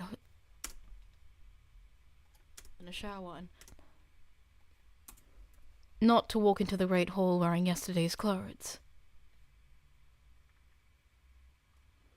Harry looks... fuck. I really like poetic fics, so that makes sense to me. Like, I like things that sound like music. Harry turns to look at Draco over his shoulder, and his hair is even more appalling than usual. He's got a visible love bite on his collarbone. His chest is hairy, and he's got the most perfectly unexpected little belly. He'll be 44 next month, too. Stay a little longer, he says. I'm making toast. I've got marmalade. It's your favorite. One slice, Draco decides. In bed, he adds. Harry smiles, his crooked smile, and arches an eyebrow as Draco tugs the sheets a little lower.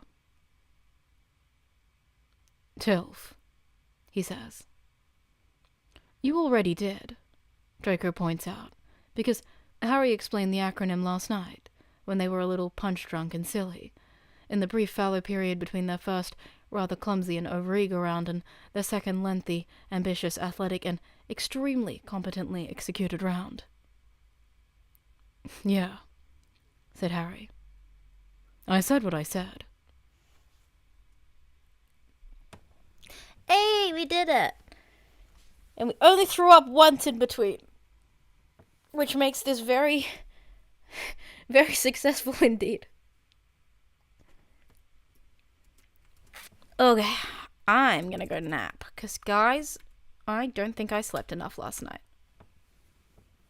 And also, I think I might be a little bit sick, because I'm pretty sure I've got a fever right now. So, it might be time for me to take a nap. But thank you guys very much for joining me. I had a lot of fun recording today. And I will see you guys tomorrow. I'm going to do a very short stream tomorrow, probably. Haven't got anything planned very, very long. However, yeah. I'm going to do a stream. Good night, children in America. And then everyone else, have a good day, I guess. Bye-bye.